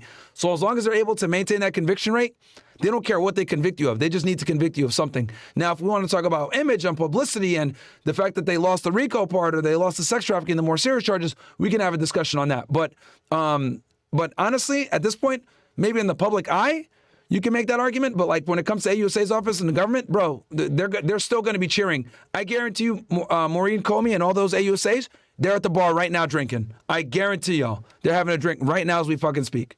So it's still going to be a W for them. The USA is probably going to be there, United States Attorney. They're all going to be there partying and drinking, and they're probably having a social hour right now as we speak, alongside the case agents from HSI. Bill. And honestly, that's not just branding. This thing is huge. When will you cover the 1975 Munich Olympic attack? No one's ever asked. I didn't think about covering it because no one's ever asked. Over 900 pages long. And it's got something in it for just about everybody. Whether that's good or bad depends a lot on where you stand. Let's start with what's in it for working folks, because that's where a lot of attention is going. All right, niggas, working guys, let's see how this bill affects you guys. For starters, if you're someone who works in the service industry, maybe a restaurant, salon, hotel, you'll now be able to deduct up to $25,000 in tip income from your taxable income. That's huge. That's a W. That's a huge W for the working class, especially people in the service industry. I know a lot of people who... And Trump did run on this, no tax on tips, if you guys remember, in the 2024 campaign. Work double shifts and still feel like taxes eat away half their earnings. So this helps.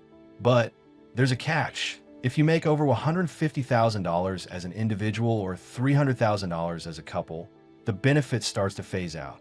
So it's definitely targeted more at low to middle income earners. Also, there's a new deduction for overtime pay.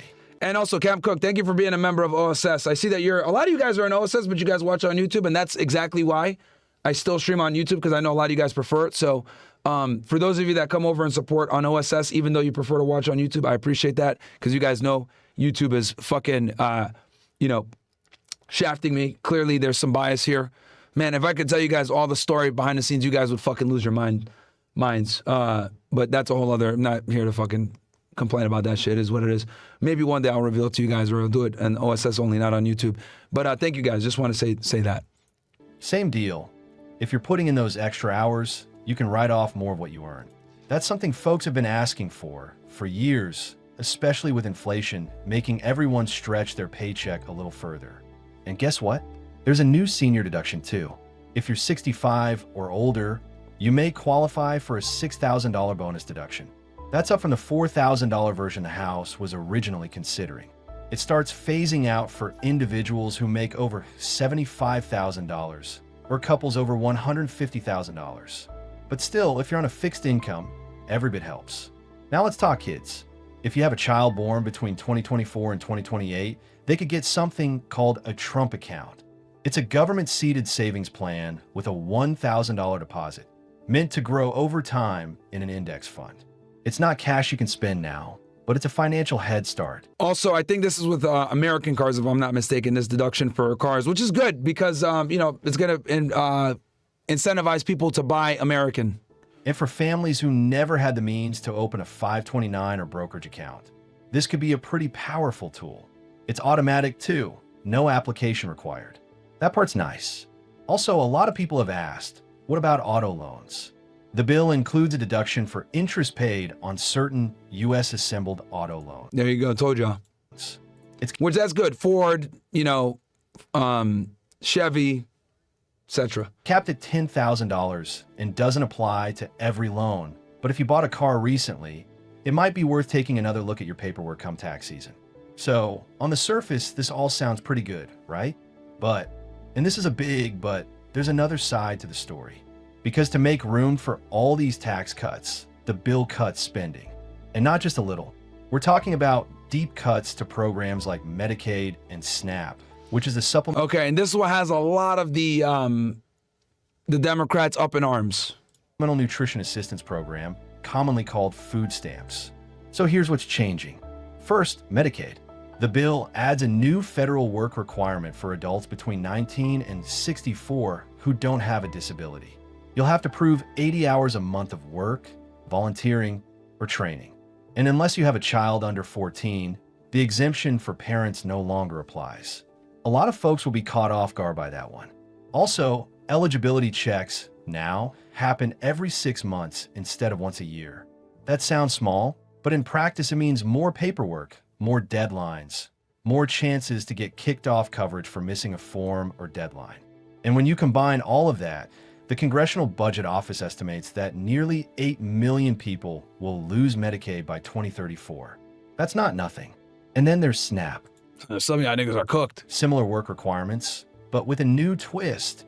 If a state has a high error rate in its benefits distribution, they now have to pay part of the cost out of their own pocket. That's going to hit poorer states the hardest. And for some 600,000 low-income families, monthly food assistance could drop by about $100. So you see the pattern. The bill gives with one hand through deductions and credits, but it takes away with the other by scaling back government support for lower-income families. So in other words, for those of you that work for your money, you're going to be able to keep more of it. For you freeloader niggas, hey, bad. Hey, you freeloader niggas are going to get less money, bro. But if you decide to work, you're able to get more of your money and keep more of it because you're getting tax cuts, right, for the working class. But for the non-working class, hey, man, your time is coming. You ain't going to be able to get as many of those hot Cheetos. You fried chicken connoisseurs, you can't go to the KFC with your EBT card. And depending on your personal situation, you might get a So basically, if you're a freeloader, you're cooked, bro. Keep it at 1,000. little help from the tax code, but lose a lot more in healthcare or food support. And then there's energy. This one stirred up a lot of conversation. Under this bill, nearly all of the clean energy tax credits passed during the Biden years are being rolled back. That includes incentives for So someone in the chat made a good point. They said a lot of people that use those programs also work. Yeah, so they'll keep more of their money. They'll be able to keep more of their money, especially people in the service industry. If you're a waiter or a waitress or something like that, or a bartender, any of these jobs where you're getting tips, that's going to be huge for you. electric vehicles, solar panels, heat pumps, all the stuff you see in those home. But for all the porch monkeys, RIP to you niggas, bro. It's definitely going to be a big ass. Meanwhile, the rest of us are going to be like, fatality. Upgrade ads. They're gone or set to expire very soon. So what's replacing them? New tax breaks for fossil fuel production. Coal, oil, gas. Excise taxes on fossil fuels are being removed. And credits are being introduced for coal production, especially in U.S. facilities. If you work in energy or you live in a state like Texas or West Virginia, this might sound like a return to stability. But for clean energy startups and solar companies, many of which had planned big expansions based on those credits, this is a serious reversal. And here's something I didn't expect when I read the bill. There's a section on space. Yes, space. $10 billion is going toward Mars mission planning. Another $325 million to help deorbit the International Space Station. And $85 million is going to move the space shuttle from Virginia to Texas. That last one sparked a lot of jokes online. But space exploration is part of the broader defense budget in this bill, which also includes $29 billion for shipbuilding and $25 billion for missile defense. And speaking of defense, the border provisions are one of the most heavily funded parts. $46.5 billion is going to expand the border wall and install new surveillance. $45 billion more is going toward detention centers and $30 billion to train new ICE agents. There's also a $100 fee now for people seeking asylum.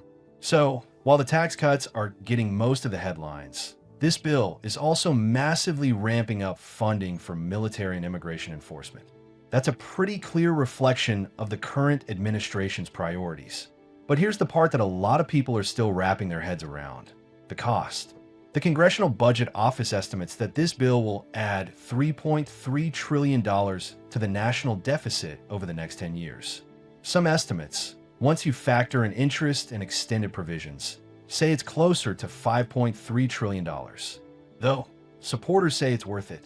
They see it as an investment in growth, energy independence, and national security. Critics say it's a wealth transfer.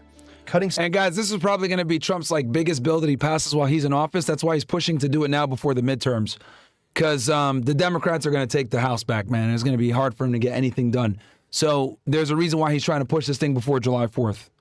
Probably will be the biggest piece of legislation he passes on this administration, this term. Support for the poor and giving breaks to the wealthy. And the data does show that households making over $217,000 a year will get the biggest tax cut, around $12,500 on average. Households making under $35,000 will see about $150. It's a pretty stark difference. Even though that sounds tough to hear, it's worth knowing. Because when you understand the numbers, you can better plan for what's ahead.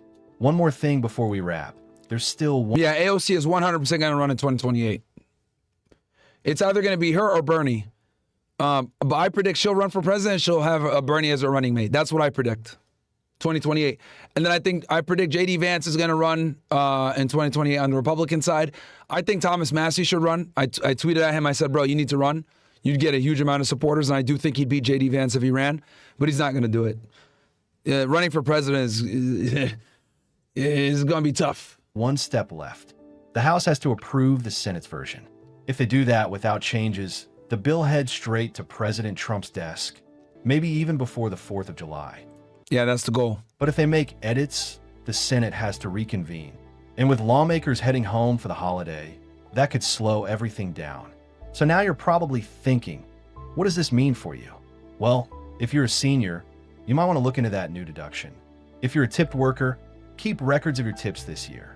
If you're on Medicaid or SNAP, it's time to stay alert for state-level changes. If you're counting on tax credits for solar or an EV purchase, maybe hold off for now and see what happens in the final version. And also, this is one of those times where talking about it actually helps, because a lot of people don't know how much of this could affect them. So share this with someone who might benefit. And yeah, so who's it going to hurt? Freeloaders. Who's it going to help? People that work. So, bro, I'm telling you, man, all you porch monkeys. Hey, man, you won't be able to get those hot Cheetos. Fatality. Yo, that evil laugh is hilarious. So Elon Musk is not happy about this. He has been criticizing this bill for a very long time, guys. And he's been adamantly against it. Let's see here.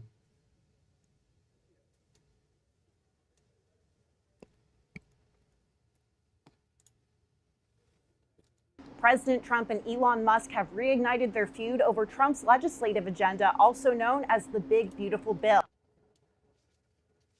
What the fuck? Shit acted trash. Earlier this week, Elon Musk posted a number of criticisms to Trump's agenda on X and even threatened to start a new political primary and threatened to campaign against any House Republican that voted against the legislative agenda.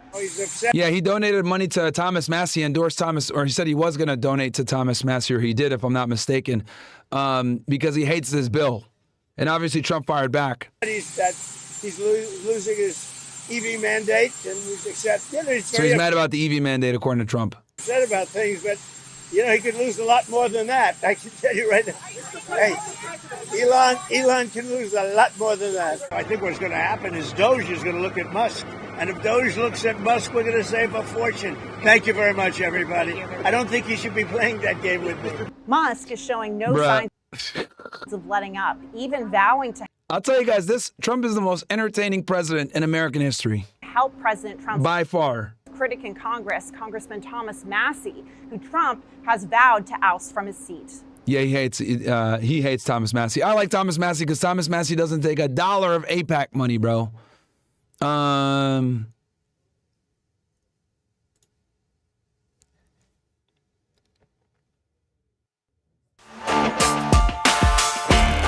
Damn, it's already 8 o'clock. Time flies when you're having fun, huh? Elon Musk is ratcheting up his feud with President Trump. And guys, just so you guys know, we're going to go ahead and cover your boy Tate, part 2 with him and Bonnie Blue.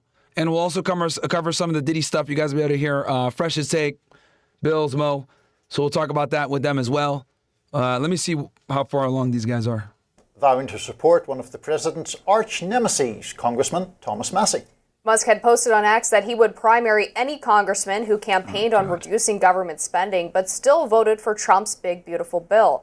Former Congressman Justin Amash then responded to Musk, writing, "Please support Rep. Thomas Massey. The establishment is working to primary him because he's a genuine fiscal conservative and opposes the big, bloated scam." To which Musk responded, "I will." President Trump's allies started a super PAC last month called Kentucky MAGA in an effort to oust Massey. The president has recently been torching Massey for opposing the big, beautiful bill, calling the congressman a grandstander and a very bad guy. Massey and Musk exchanged some kind words on X yesterday. Musk told the congressman he was awesome, to which Massey responded, "You're too kind, but thank you.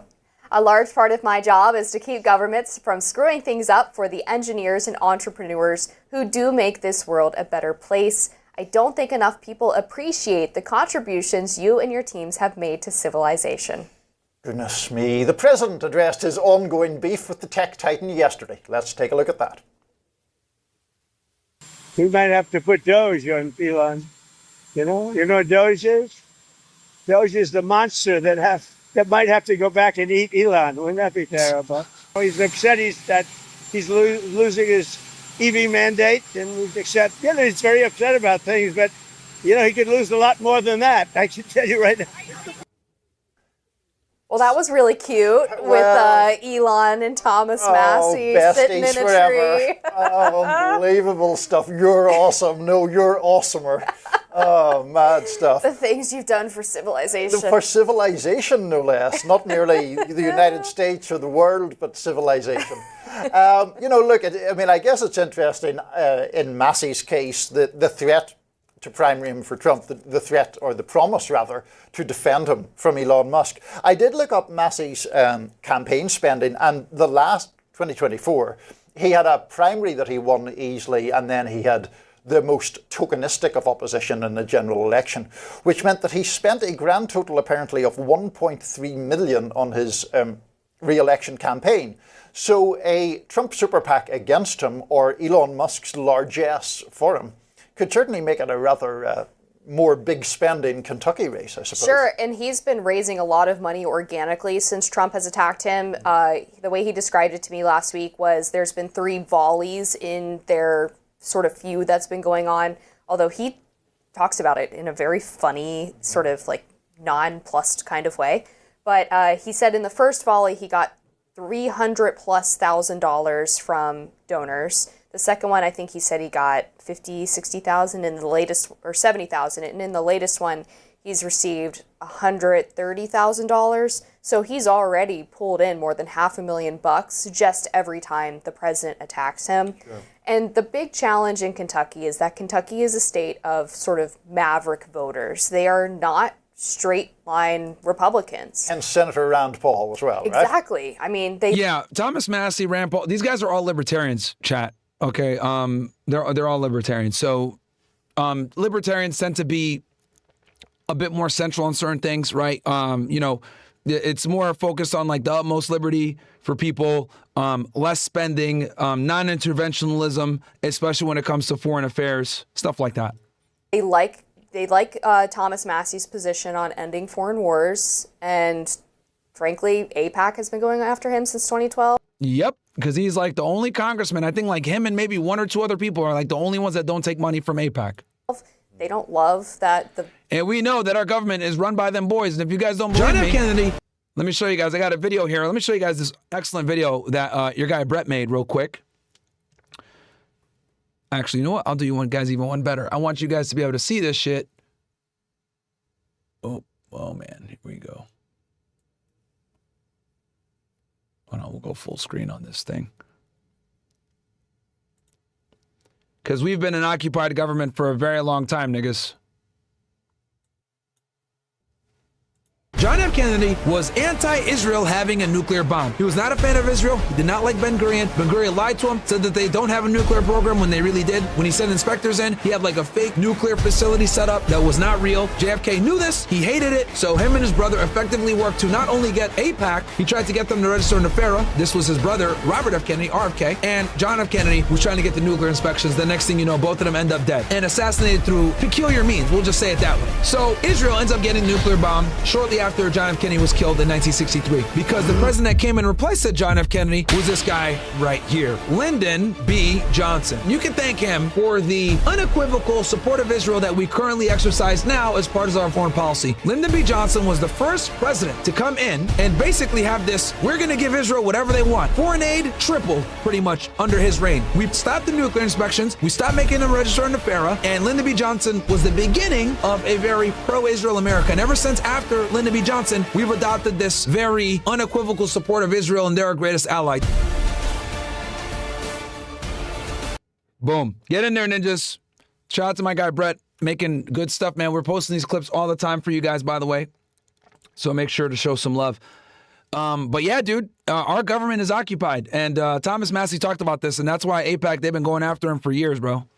Israel lobby is attacking their home state congressman. And they also are people who have a heavy union presence. The teachers union is one of the largest employers in Kentucky.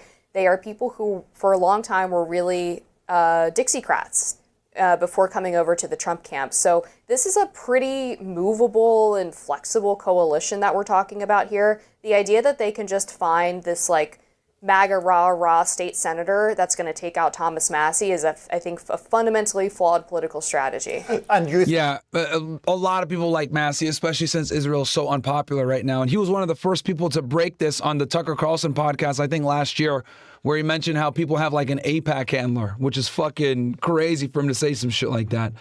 Guys, do me a favor. We're at 2,200 likes. Let's get to 3,000 before we end the stream.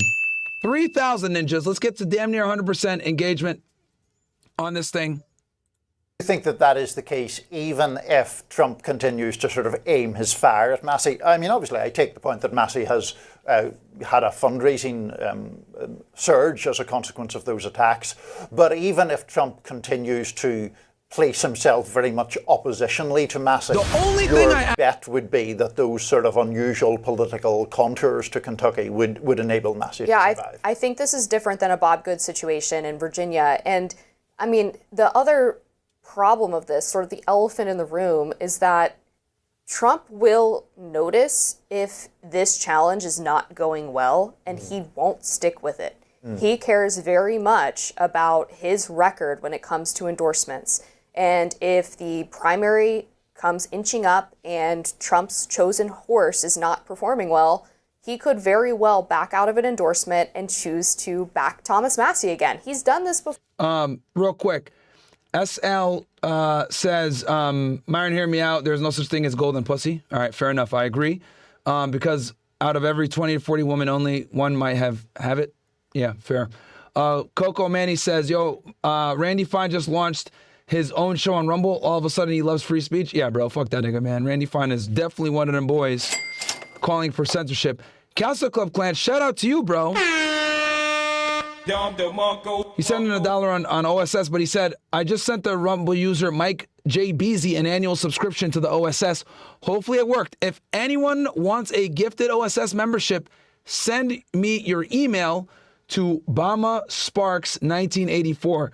Guys, holy shit. Castle Club Clan, thank you so much, bro. He wants to support you guys. If any of you guys want to become OSS members, he is going to gift you a fucking subscription. Also, he's known as Sparks84, but on on OSS, he's named as Castle Club Clan. So that is a big fucking W, guys. His email is bamasparks1984@gmail.com. Again, that is bamasparks, BAMASPARKS1984@gmail.com. He will gift you guys an OSS sub. So, bro, thank you so much for that, man. He's really doing it for the people, bro. You guys got to show him love. So yeah. Oh, and just so you guys know, next week, because this dumbass nigga Rafael Mendez says I'm good, Unc. Okay, bitch ass nigga, let me tell you this. Next week, we're going to be having Corey Hughes on, and we're going to be talking about the Cookie Monster event. We're definitely not doing that on YouTube, and we're not doing it even on Rumble, okay? And the reason why is because that topic is illegal in like 20 countries. So we're going to go ahead and cover that on OSS only, okay? Because I don't want people clipping in, making it go all crazy, shit like that. It's only going to be for OSS. That is going to be next week. I'm shooting till next Tuesday. Me, Corey Hughes, the guy that covered the JFK stuff, yes, he's also an avid researcher on the Cookie Monster event. So we're going to talk about that next Tuesday more than likely. And that is going to be OSS only. You guys don't want to miss that.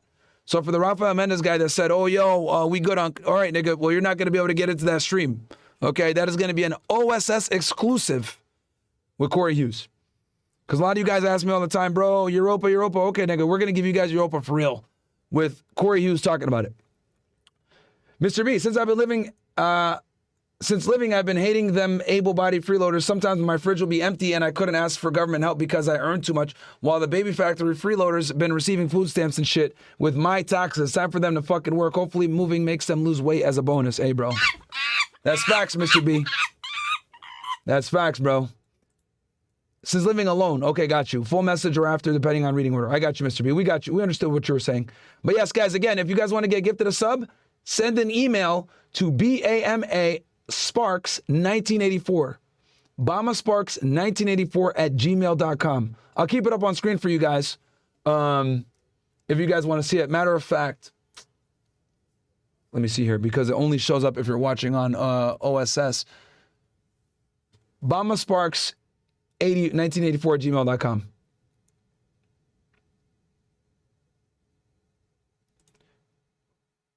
What's good, Myron? Been a long-time supporter since your first Fresh Fit studio. I used to watch PBD, but he's a Zio cuck. Oh, my God. Now only watch you for my news and politics. Keep up the good work. This is from Brown and Broke. I appreciate that, bro. Hey, man, you guys know I keep it real. And like I told you guys before, look, guys, most political commentators, okay, that are in the right wing are not going to be good on foreign policy. I've said it before. I'll say it again. All right, guys? Just keeping it real with y'all. Like 90% of political commentators on the right can't talk foreign policy. And the reason why they can't talk foreign policy is because they have to cover for Israel. If you cover for Israel, that means you can't keep it real. Can't keep it real? Bad analysis. And that's because the right wing is controlled by them boys. It's the ugly truth. The right wing is absolutely controlled by them boys. So all the biggest right wing commentators are cucked to Israel. The only people that keep it real on that shit, bro, keep it 1,000 with you on the right wing are me, Candace, and Nick. That I can think of. That are like actual, right wing commentators. Other people are like libertarians. Like, Ian Carroll, Dave Smith, etc. These guys are libertarians. But as far as like right wing, me, Nick, and Candace, I could think of. Like with video type podcast type shit. Twitter, of course, there's a bunch. But I don't consider Twitter real. I'm talking about people that actually got platforms, that podcast, that stream. Us three, I would say. Everybody else, bro, is absolutely cucked when it comes to Israel and foreign policy in general. And it's interesting, too, because they'll sit there and oppose the Ukraine war, right? But they won't oppose the Israel conflicts and how we give Israel all this money. And I think Piers Morgan got PBD on that because he asked PBD about, well, you oppose the Ukraine war, but you don't oppose the money that we give to Israel. That doesn't make sense. And he kind of got him there. It went viral, I remember. But yeah, guys, that's why. Like, I'm sorry. Conservatives are cucked to Israel. Y'all are never going to get the real deal from them. So, I'm not saying don't watch them. I like BBD. I like Dom. I like Bongino. I like Dan. Well, the biggest ones. PBD, Crowder, Bongino. Bongino doesn't do it anymore, but you guys get the idea. Even Ben Shapiro, Daily Wire, Michael Knowles, Matt Walsh, all these guys. They're good on social issues. They're good on cultural issues. Terrible on foreign policy. All of them are terrible on foreign policy. Terrible. They're either going to be like super pro-Israel, like Ben Shapiro's damn near a fucking Mossad spy at this point, or they're going to be like Matt Walsh, where they say, oh, I just don't want to be involved at all, right? And they won't talk about it any more than that. Or they'll be like guys like Michael Knowles, who will just like stay away from it completely, not even talk about it, or, you know, be like Crowder and kind of try to take a more neutral stance or whatever, you know, because since conservative media is owned by them boys, you can't go at them like that. You can't. Like, it'll fuck up your shit, right? I know Brandon Tatum is like pro-Israel. Everybody's pro-Israel pretty much on the right, you know? Like, this is where actually I give the left-wing commentators like more credit, because they at least, they'll criticize Israel from a humanitarian perspective. But right-wing, bro, cucked. Absolutely cucked. Does the BBB mention anything about reducing taxes on OT pay? Yeah. You'll be able to collect some more of that money because you'll get taxed less.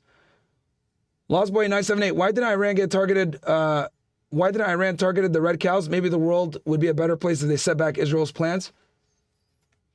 Well, remember, bro, I see your perspective, but like most Israelis are not religious. They're not, you know, radical Judaism followers. Most Israelis are actually secular.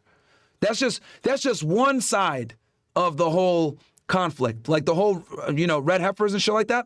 That's just one portion of why Israel is, you know, doing the things that they're doing. But most Israelis are secular. A lot of them are atheists, man. Before, there was a supposedly MAGA candidate in 2022 that was running against Thomas Massie, and Trump was thinking about endorsing her because she was the, you know, red hat wearing person, and Thomas Massie was kicking her butt. And he called Thomas Massie and said, can I endorse you? Right. And recently in Arizona, Niall, Karen Taylor Robson got the Trump endorsement, but hasn't been performing that well in the Arizona gubernatorial primary. So he, a month later, co-endorsed Andy Biggs. You just endorsed the other candidate as well. There was the thing in Georgia as well, when he had endorsed, was it Perdue against Brian Kemp? And he didn't exactly abandon, well, I mean, he effectively abandoned him. Yeah, and he's done it before, and he will again. Two former presidents are reunited in a rare move to rebuke USAID's closure. More on that after this. Bro, that nigga's accent is the worst, man. Holy. So let's see here, chat.